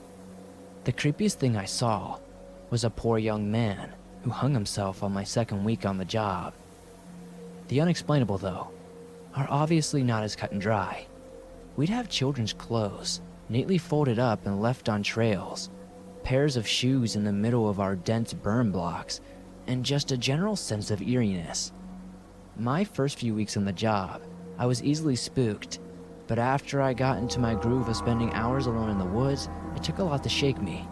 When the forest goes silent, pack up and move along. There's a lot of creepy stuff that happens out here, and the one thing that I think stands out from my local place is all these weird clothes that just show up, all nice and neat, in very odd areas. Places that these clothes should have never even ended up. And there are real no camping areas out here in this state park, so it doesn't really make too much sense how they got there. Anyways, it creeps the hell out of me, and I'm glad I don't work there anymore.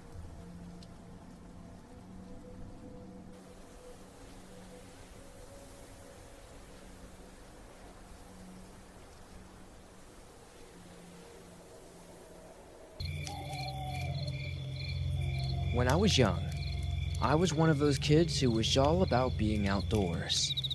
I was in the Boy Scouts as soon as I was old enough to join, and stayed in until I was 18. In Boy Scouts, there is a group called the Order of the Arrow, or OA. To my young mind, it was like the special forces of scouting, and I was so excited when I was told I had been selected to join their prestigious ranks. So, I packed my bags and went to camp at Dale Wrestler, New Mexico, and I was ready to see what I would have to do to become an OA. To join OA, you have to go through a trial weekend. I would say not much more of that because the trials that we had to go through are secret. The last night, though, we were split up into groups of 4, given map coordinates, a compass, and a bare-bone minimum of what we would need, and told to survive for the night, and then to report to a second set of coordinates in the morning. Myself and the 3 scouts started on our way, and we were hiking for about 5 hours before we found a small clearing and confirmed it was our camping spot. From the northeast to the east, there was a thick, thorny bramble. We tried to find a way to explore it, but the waist-high vines were impossible to get through without something to cut them.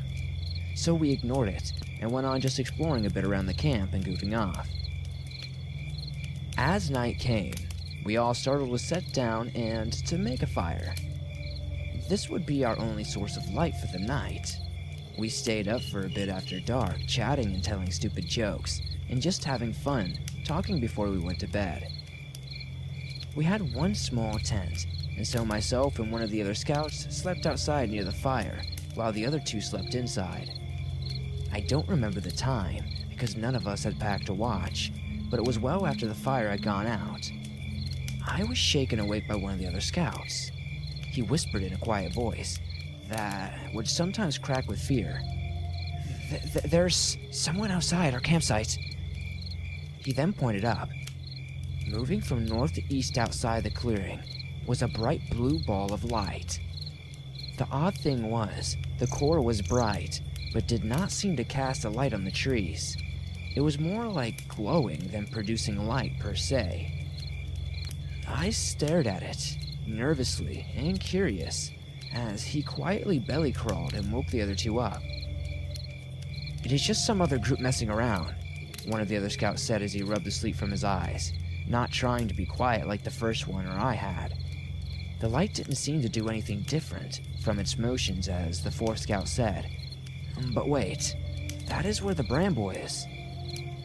It was then that we realized how smooth the light was moving, and how dead quiet the forest around us was. Nothing was making a noise, and not even the moving light. I watched it for some time before accidentally falling asleep again. When I woke up, everyone else was already packing to make it to the rendezvous point. They said that whatever it was last night made them feel scared, and I was the only one to sleep after seeing it. The rest had remade the fire before it faded away, and they stayed up on watch. Sadly, this is where the excitement of the story ends. We packed up and made it to the point without incident.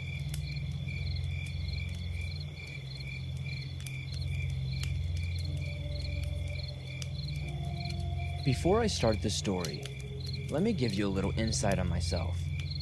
I grew up in a very military strict family.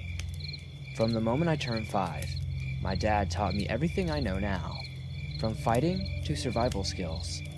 My dad being an ex-Navy SEAL, nothing really scares me.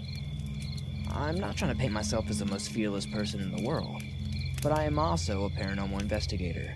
Not something I talk about at work, but after having my fair share of experiences, I grew to love it, and it always interested me. So, from putting away some of the worst people in the world and my fair share of seeing the creepiest shit, nothing honestly scares me. This story takes place several summers ago. Two of my friends, Craig and Justin also being in law enforcement, and the other a firefighter, decided to go camping. I always felt so comfortable in the woods. As I said, my dad taught me everything I know. We would spend days in the woods just living off the land. My friend knew of a very remote area up in New Hampshire. I don't recall the location. I was actually really excited because I hadn't been camping in years. It took us some time to find a good spot to get a good idea of the area. I felt like we were in another planet entirely.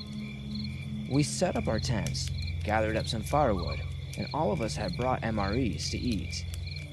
We sat around talking for what felt like hours. We all grew pretty tired and decided to head to bed. I settled into my tent and quickly passed out. I was awoken by probably 3 a.m. to this horrible feeling. The only way to explain it is the need to fight, or I was about to die. Now, I always carry a gun on me, my Beretta 92S. It really never leaves my side. I sat up and looked around my tent. It was small enough that there wasn't much space. Here's the creepy part. I remember my father used to tell me to listen to the woods. The animals and night crawlers, they will go silent if something's wrong. You won't hear a single thing. And that's it. I heard nothing. The first time in my life I felt fear. I have had my fair share of demonic hauntings, and this doesn't even come close. I peered out of the tent. We had set the tent up on a good elevation facing an open field, about 100 yards or so away. Mind you, it was full moon and bright as heck. Something was standing there. I can only begin to describe this thing as a mammal, half-lizard thing. The best way I can describe it is that it looked like half of the body of a horse. It had a lizard-like face, and what I can only describe as spikes coming from the back, and one hell of a set of teeth. At first, I seriously thought someone was in a costume messing with us, but I couldn't shake the feeling that I was getting from this thing. An unearthly one. I did notice it was looking at something. I couldn't make out what kind of animal it was, but it was probably the size of a raccoon. It looked like it was trying to sneak by, but the animal just randomly fell on its side and just let this thing take it. I was absolutely terrified. I knew if this thing headed our way, no 9mm is going to do anything to it. I could even hear it breathing all the way from my tent. what only sounds like something breathing through pudding. I crawled to my friend's tent, keeping a low profile. In a small relief, I noticed my friend Craig was also awake. He was looking at the same thing I was. We waited as the thing just stood there looking around. Then, it started to make its way for the tree lines. We could hear it smashing through the trees, and then silence. Craig and I just laid there for what felt like hours until the sun came up. Still, absolutely terrified. Justin woke up. Of course, he heard nothing and not believing a single word of what we said. We packed up that day, and I have never been back to those woods. I seriously was always afraid to tell this story. I'll probably be sent for a psych evaluation, and I don't care, because I am not making this crap up.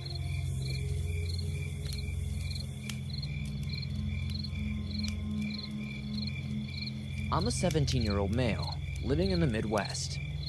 My sophomore year of high school, my friends peer pressured me into joining the track team. I thought that this was a good idea, because I wanted to improve my stamina. So, due to this fact, I was asked to join the long-distance track team. To practice, our small team would run in the woods, and then to a lake. These woods are mostly used for off-road biking, so we would run in the forest in the dirt paths that the bikes would make. After school, we would run in these woods every day.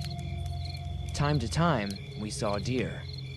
These deer would get very close, so much so that one would only need to take 3 or 4 feet to maybe even pet one. These woods were fun to run in because they could be so secluded. The last day I ran in these woods, it was just another day. Due to my poor stamina, I was pretty far behind the rest of the group, and I had produced a fairly painful side cramp. In fact, I stopped to take a breather. Let me give you a layout of the path I was on. The bike path is cut into a slope, dividing it into 2 parts. The upper half is surrounded in trees, and above that is just more woods. The other half of the slope leads to ponds and more woods.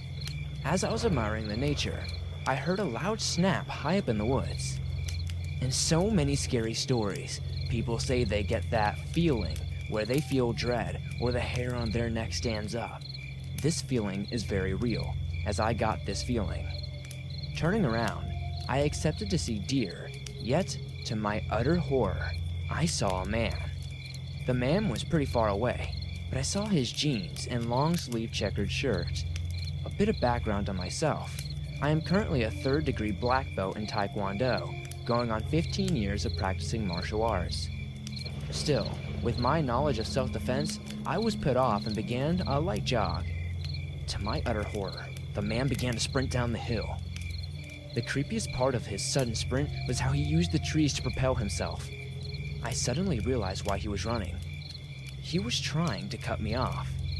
Realizing I could not outrun him, I said a silent prayer as I ripped off an old stick of a fallen tree. The man finally made it down the hill. I was face to face with what I believe was a homeless man. The smell was very pungent. His eyes were bloodshot, and he had unkempt beard. I warned him to fuck off, and I raised the stick. The man smiled and said words I will never forget. "All I want to do is play." At this comment, I closed the distance, delivering a kick into his groin. He moaned and began to stumble.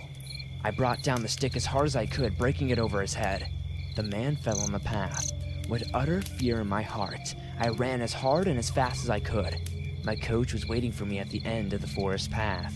She could see that I looked fearful and asked me what was wrong. I smiled weakly and told her nothing, and I decided not to tell my coach anything because I didn't think she'd believe me. After a few days, I decided to tell my parents, who immediately told me to tell my coach. I told her the next practice, and we did not run in those woods again. To this day, over a year later, I still have decided not to enter those woods.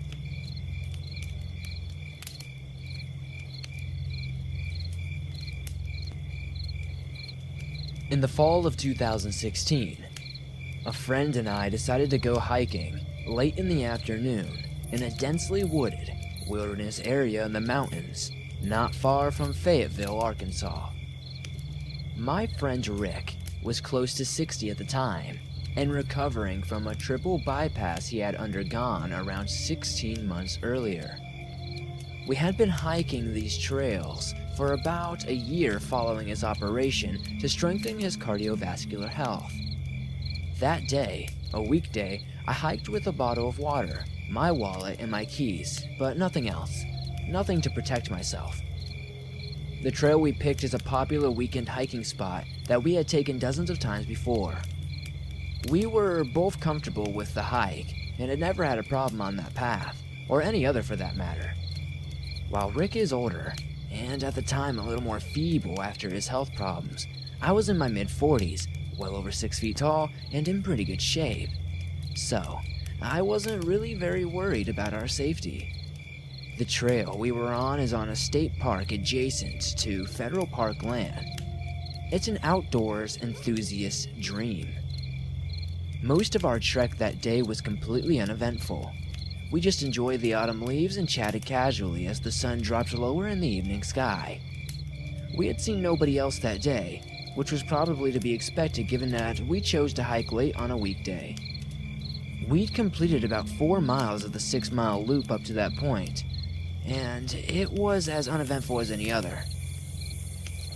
On our way back to the car, and about 2 miles from park area, we spotted someone.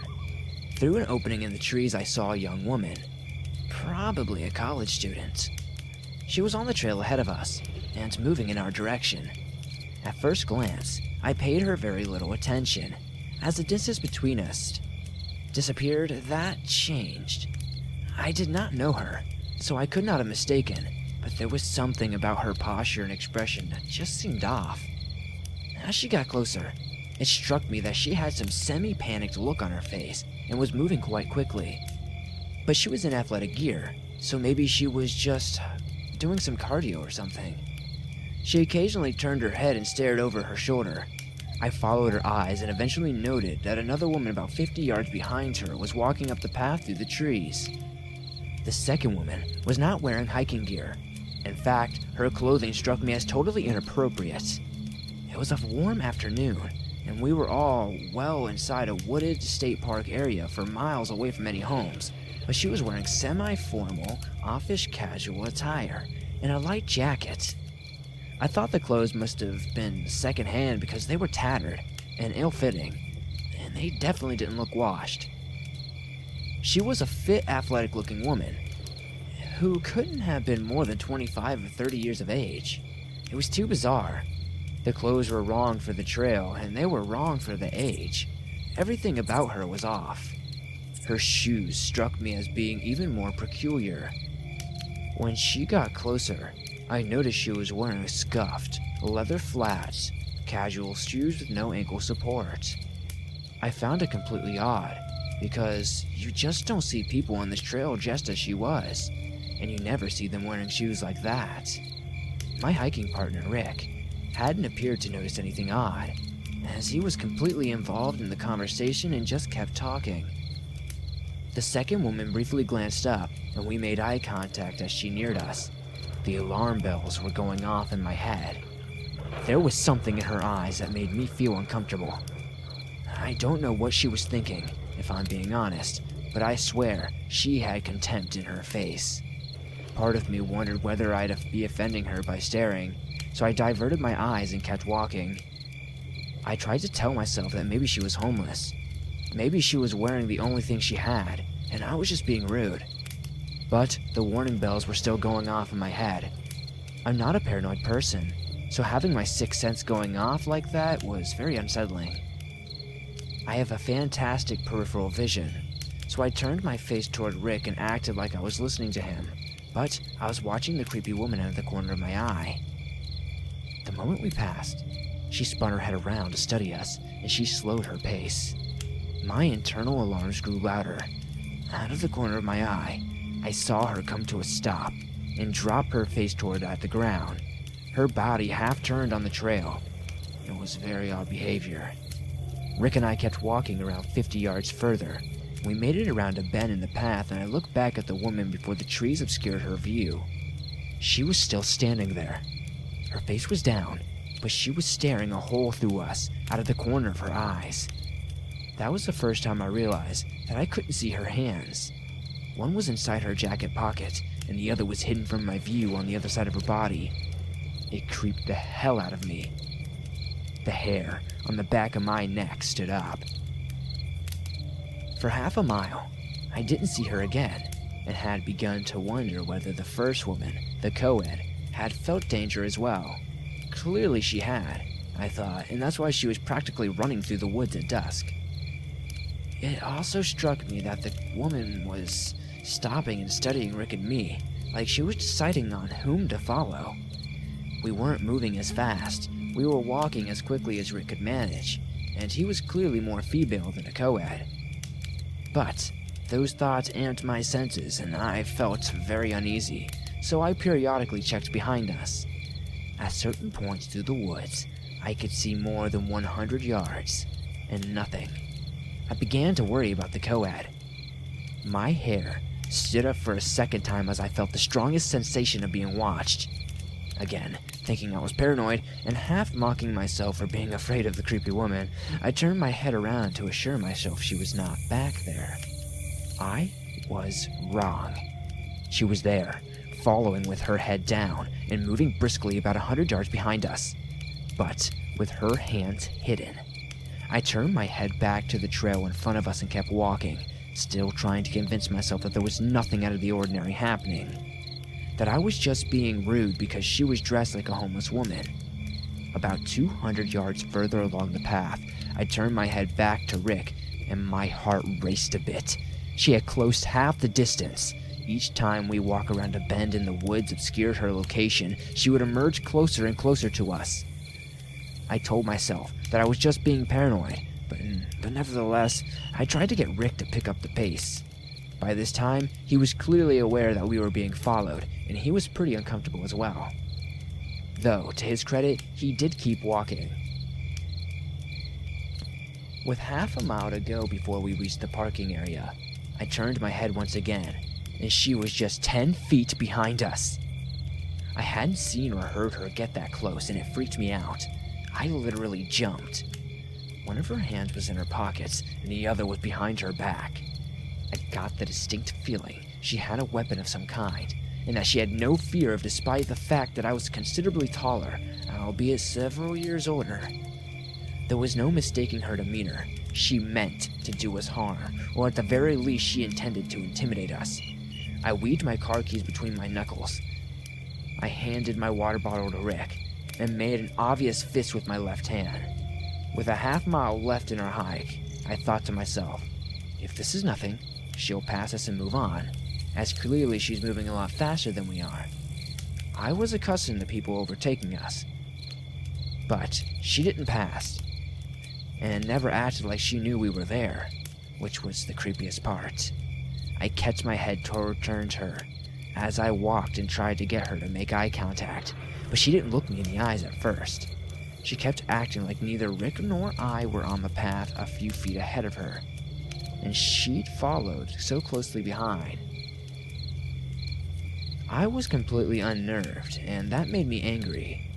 I wanted her to see how pissed I was, and to convey with a look that messing with me was a mistake. When she finally did make eye contact with me, I glared and clenched my fist. There was an instant where I couldn't read her expression. She was simply blank. But as she studied my face, she appeared simultaneously agitated and a little less confident. I was conveying one thing on my face: back the fuck off. And at this point, I didn't give a damn if it appeared rude. She apparently thought better of whatever she was doing, and slowed her pace so that the distance between us grew to about 20 feet. But she was tense, and kept whatever she had in her hand, hidden behind her. I never saw her hands. I knew she had a weapon though, and I believe she meant to do us harm. But I also know she recognized that I was ready to fight. I was mentally prepared to charge at her if I saw a gun or a knife, as I knew Rick couldn't outrun her. I thought to myself, I just have to surprise her. I also realized that I needed to have her in front of us. A few hundred feet further, About a quarter mile away from where our car was parked, she still was stalking us, and I had enough. I was in equal measures afraid and furious. I told Rick that we were going to stop and let her pass, loud enough for her to hear it.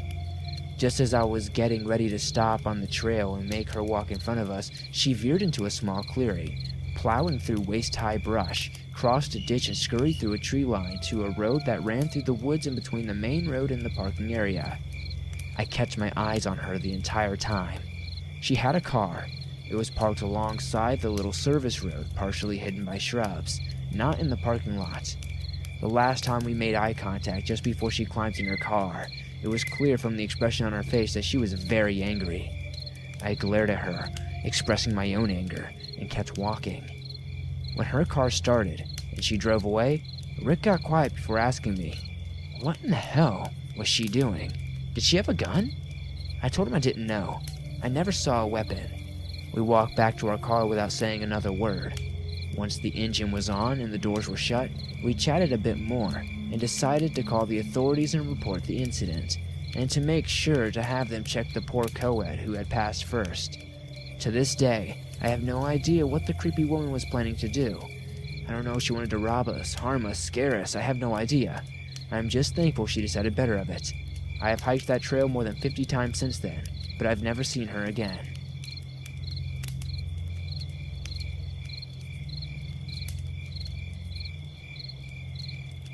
I live in northern New South Wales, Australia, in an area where the bush is quite dense.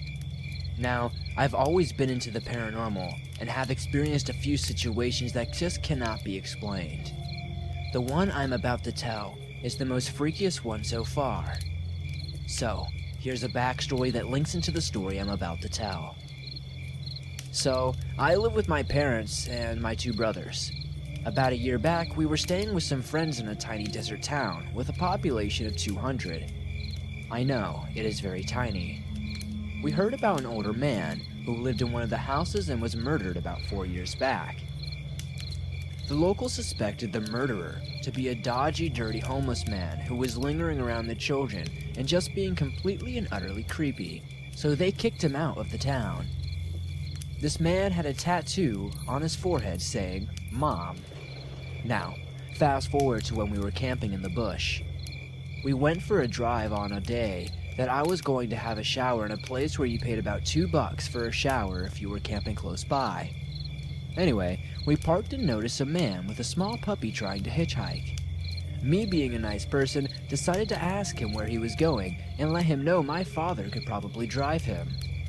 Now, when I sit in my back passenger seat, it sometimes looks like I'm the one driving. So, I'm assuming he thought I was alone, as he seemed perfectly fine at first, but then hesitant when he noticed our Rottweiler and the rest of my family. They gave him a lift while I had my shower. I don't know why, but I got a bad feeling. They took a little bit longer than usual. They came back in shock. It was the same fucking man with a tattoo on his head from that small town. We coincidentally bumped into this possible killer who was last seen in a complete different state 4 years ago. He was wearing a hat when I spoke to him, so I didn't see the tattoo.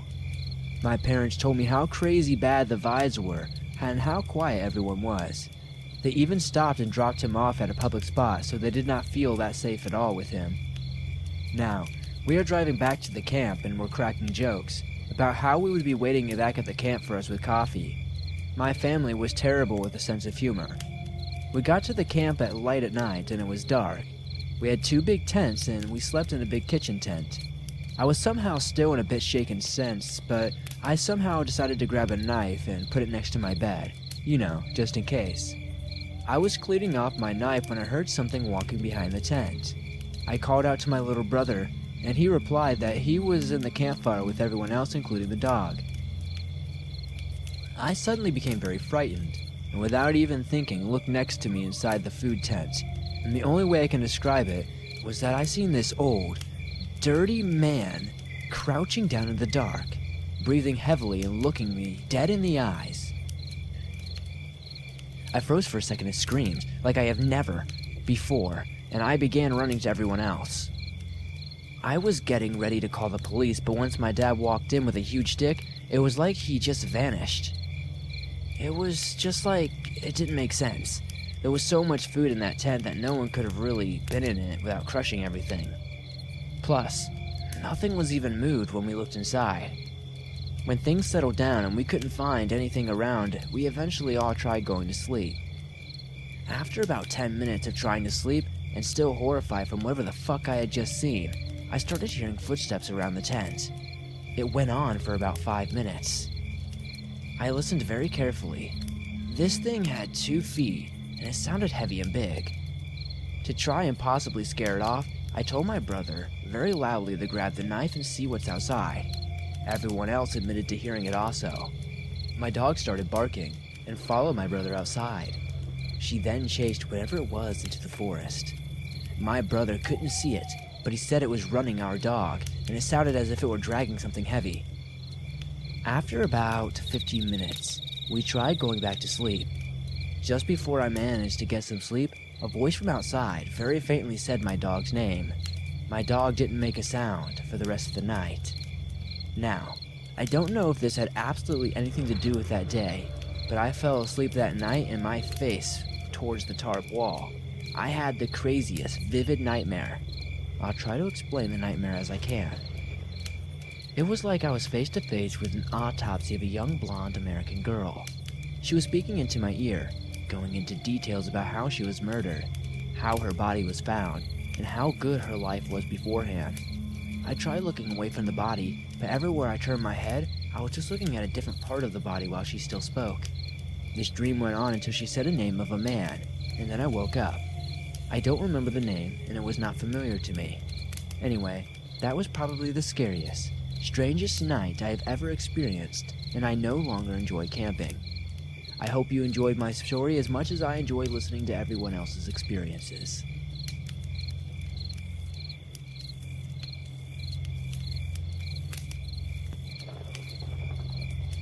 This story happened to me when I was hiking in the woods. It was about 3 a.m., so there was no light yet. There is rarely people up there and there are no trails. It's mostly trees and hills and wild cows. I was walking down a hill and I thought, why not do some exploring? So I decided to go down a few more hills until I was on flat ground. I looked around and saw what looked like a trailer. I decided to go into it. I had my gun in my hand, just in case some crazy bear or something tried to kill me. Anyway, when I was inside the trailer, I nearly threw up. It smelled like sulfur, but extremely bad. I walked further into it and saw a bed, a bag, and some books on black magic. Then I left because I couldn't stand that smell anymore. I left the trailer and continued walking. I came across a house, well, maybe a bit bigger. I was like, why not go in there? And so I went in. I saw the same books and I was kind of creeped out. Then I went upstairs and saw that there was some stuff on the second floor. I heard something move, and I got a terrible feeling of bad energy. Then I decided to yell for whatever reason at whoever was up there. I said, "I know you're up there, motherfucker. Say something." But there was complete silence. I shot my gun through the roof and, this time, heard a scuffle. The sun had started rising now, so I decided it was best to leave. Before I left, I saw something written on the stair. It said, "House of Spirits." I booked it out of there, and I felt the same feeling of being watched and scared. I turned around and there was a man on the roof. He was staring at me. He had a long beard and long hair. He was smiling at me, and I felt so disturbed. I shot at the man and yelled at him, but he kept smiling. I ran back to keep an eye on him, and I booked it into the truck. I always see that man around town, but I guess he doesn't recognize me. A few years have passed and my father's friends know him. He is always at the library. He gives everyone bad vibes and stuff, but I'm lucky to be alive. He was a devil worshiper and could have killed me, and no one would have known where to find our car. Anyway, I won't be going near their house again.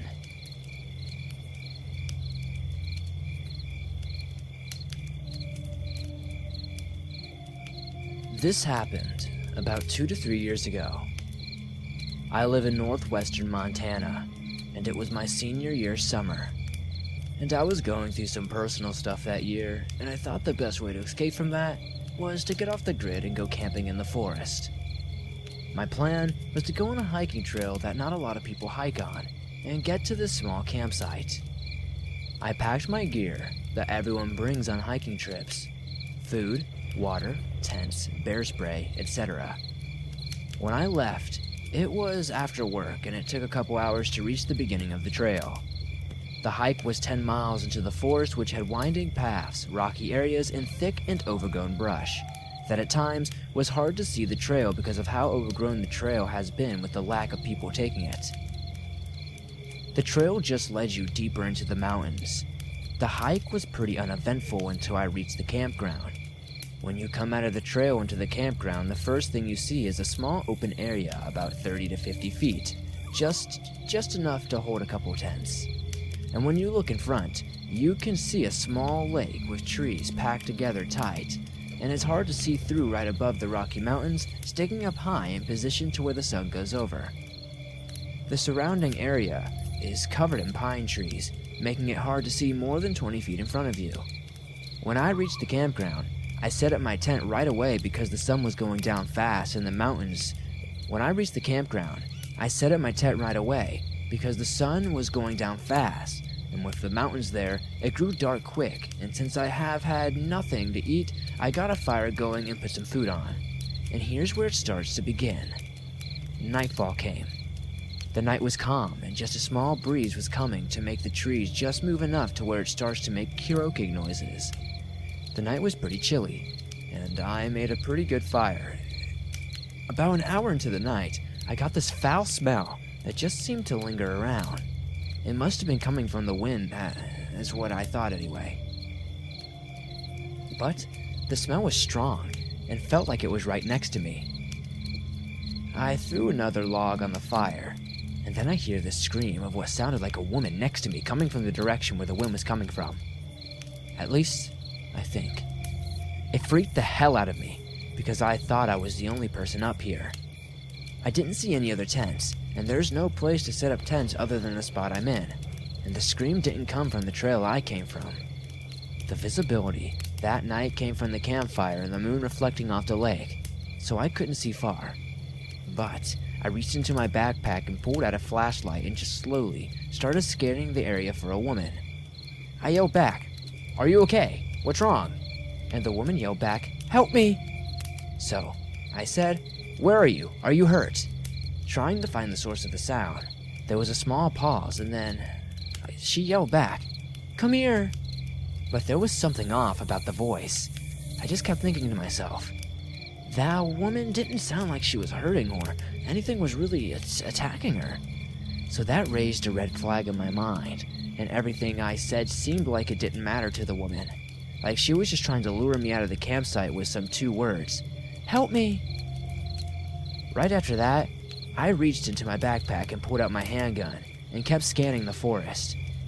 After a bit, I could hear far in the distance elk making noises, and right after the elk finished, I hear the loudest high-pitched screech that I've ever heard in my life, in the same direction the girl was yelling at me from. And after the screech, I hear movement in the direction of the elk, with the bushes moving violently until the bushes became unmoving and the campground came to a standstill again.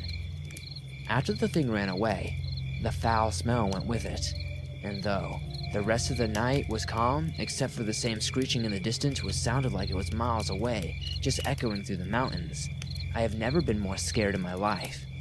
So, I waited until dawn, packed up my things, and headed home. I haven't told anyone my story, but if you have any idea what this could be, please let me know.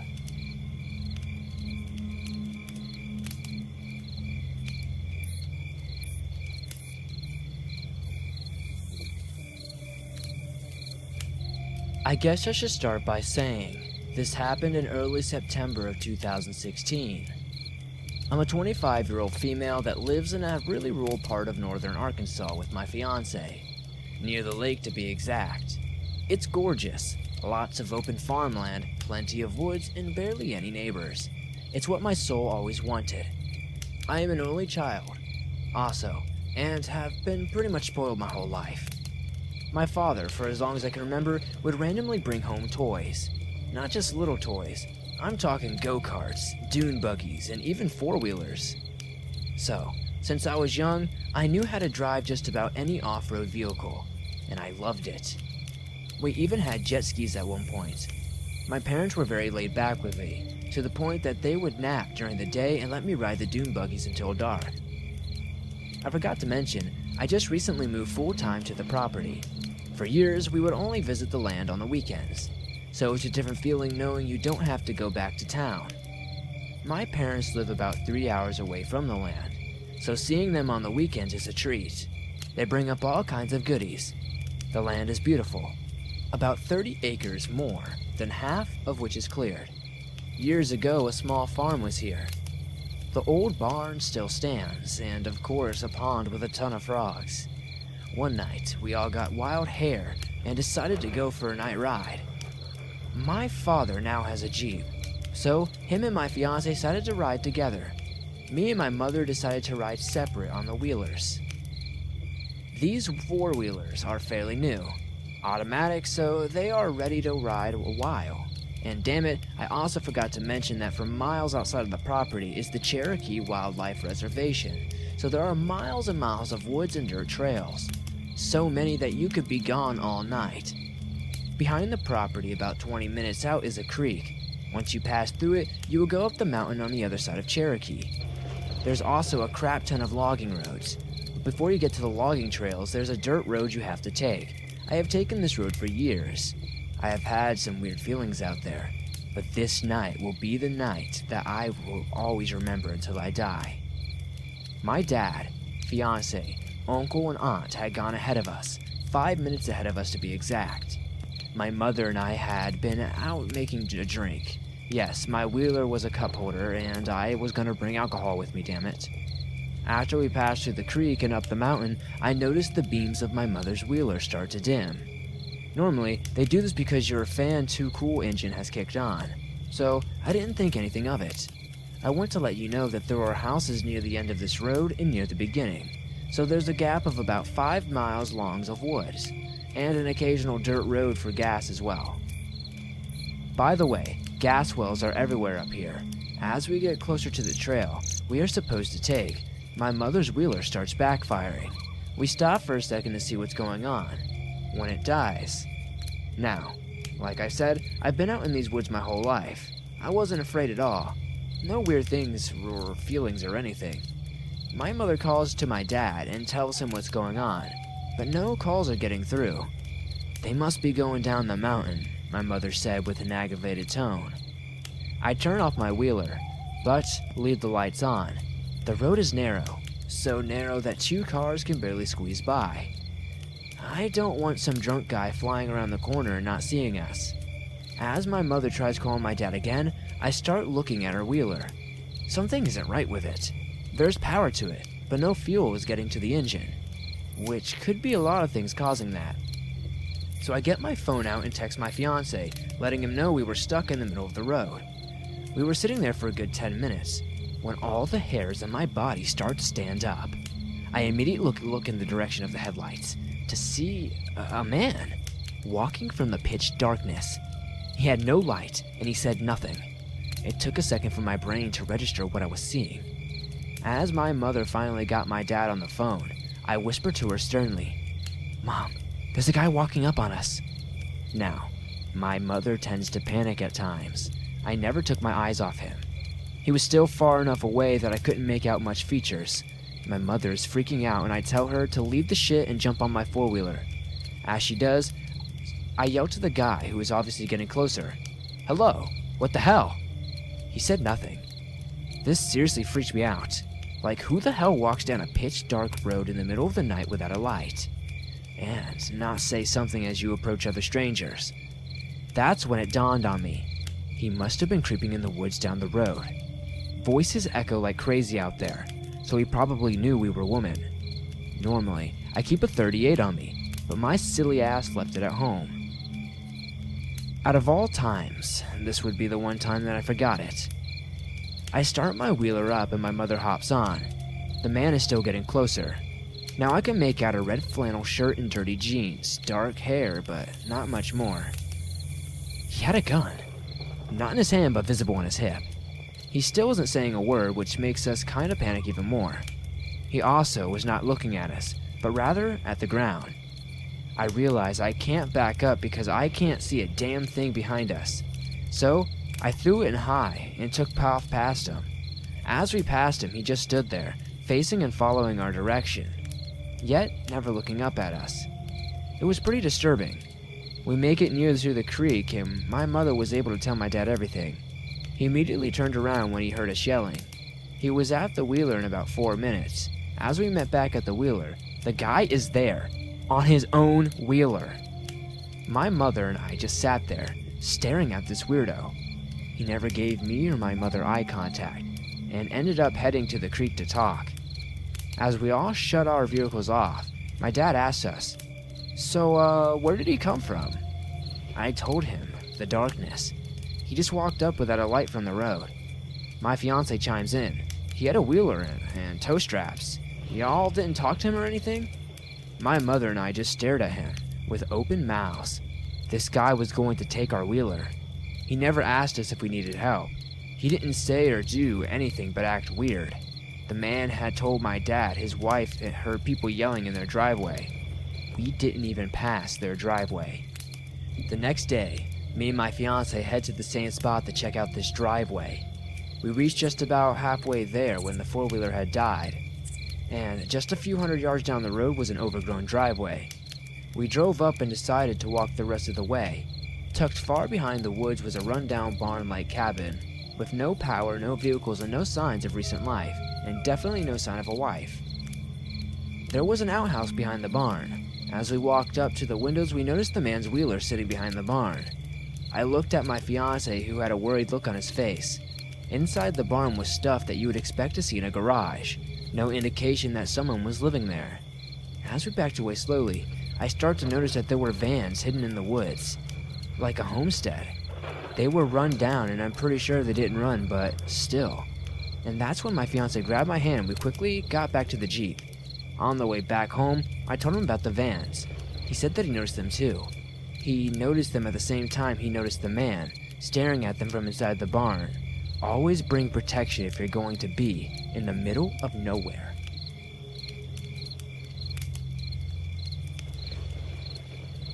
One time, while driving in the middle of nowhere in France with a friend, the whole night just felt so eerie for some reason. I won't get into all the prior details, but when we parked in front of our hotel, it was strangely quiet and dark. All of a sudden, a group of people in a trance-like state started walking out of the woods from different areas all around the parking lot. The woods were just about a foot away from where we parked our car. It was so creepy and intense. The first person to come out of the woods was a lady. She didn't even acknowledge us as she walked right in front of and beside our car. She was so tranced out. More people hide in the woods than you would think or imagine. Another day, I was walking in the woods in my backyard. I often walked alone in there feeling safe and solace. Once I was pretty far in, I turned around a bend and was scared out of my wits to see a naked man just laying there on the side of the path. He must have been slinking his way through the woods to get there before I did, or maybe he was just laying there for a long time, just waiting for someone to see him or walk into him. I ran like a bat out of hell, thinking he was going to kill me. It's safe to say there are a lot of creepy people as well as creepy creatures lurking out in the woods just outside of our homes.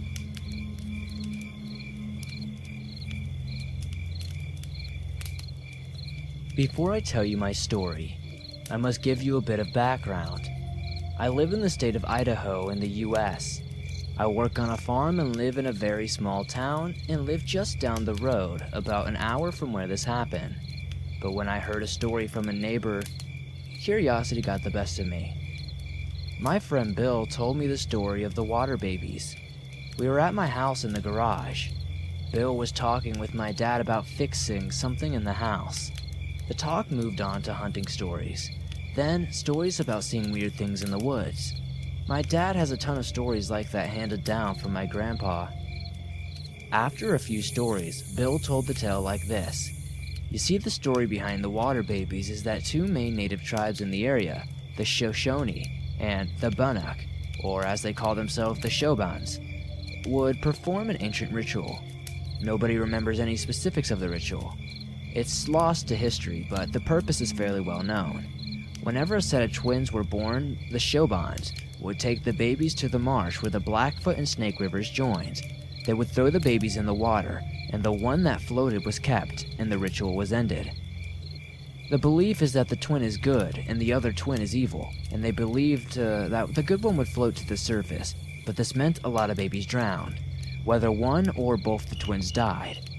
Anyways, it is said that if you drive to Tilden Bridge, which overlooks the smaller of the two rivers, and shut your car off, you will hear odd noises, small thuds and thumps, as if something is crawling all over your car. I have heard of water babies before, and seen the Tilden Bridge, but I never joined and put the two together in my mind. After Bill told us what water babies were, he told me that after his brother experienced the noises and his friends, they drove away from the bridge on a dirt road. The next morning, Bill's brother got up to find his car not only caked in dust, but covered in small hand footprints. I scoffed at this. It's a fairly lesser-known local legend, although old-timers are dying out, so it's not as well known anymore. And I never believed it. Until one night 2 years ago. A group of me and my friends. I was the one driving, and my cousin in the cab, and my girlfriend in the middle front seat, her best friend in the passenger, and the other two girls were in the back. We wanted to spook out the girls, and in all honesty, we all were pretty creeped out as it was. We told them we were looking for ghosts and it was a moonlit night, so if we did see anything, we would be kind of screwed. This amped up the fear of the unknown factor big time. I was driving, so I parked and turned my pickup off the middle of the bridge. It is a rarely used bridge due to it being in the middle of nowhere, so I felt comfortable parking on the bridge. We sat in the darkness for a minute expecting something to freak us out. The car was full of us kids being loud and goofing off, so it wasn't too creepy. After a minute or two, we decided to leave nothing, because it was too spooky and nothing was happening. The mist of the river rolled over my truck's windows, which made everything look more horrifying. To tell you the truth, we all decided to do something else, so I turned the key and nothing happened.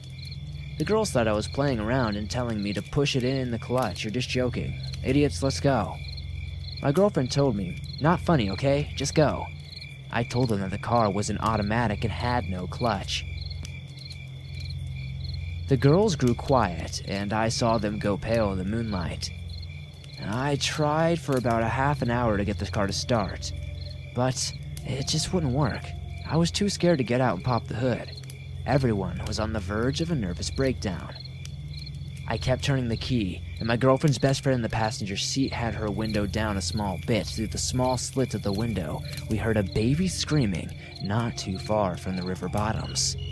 Mind you, we were miles from the nearest town or any farms, so it couldn't have been some baby a little ways off, because we were in the middle of nowhere like I said before. We were literally like a half an hour from the nearest town.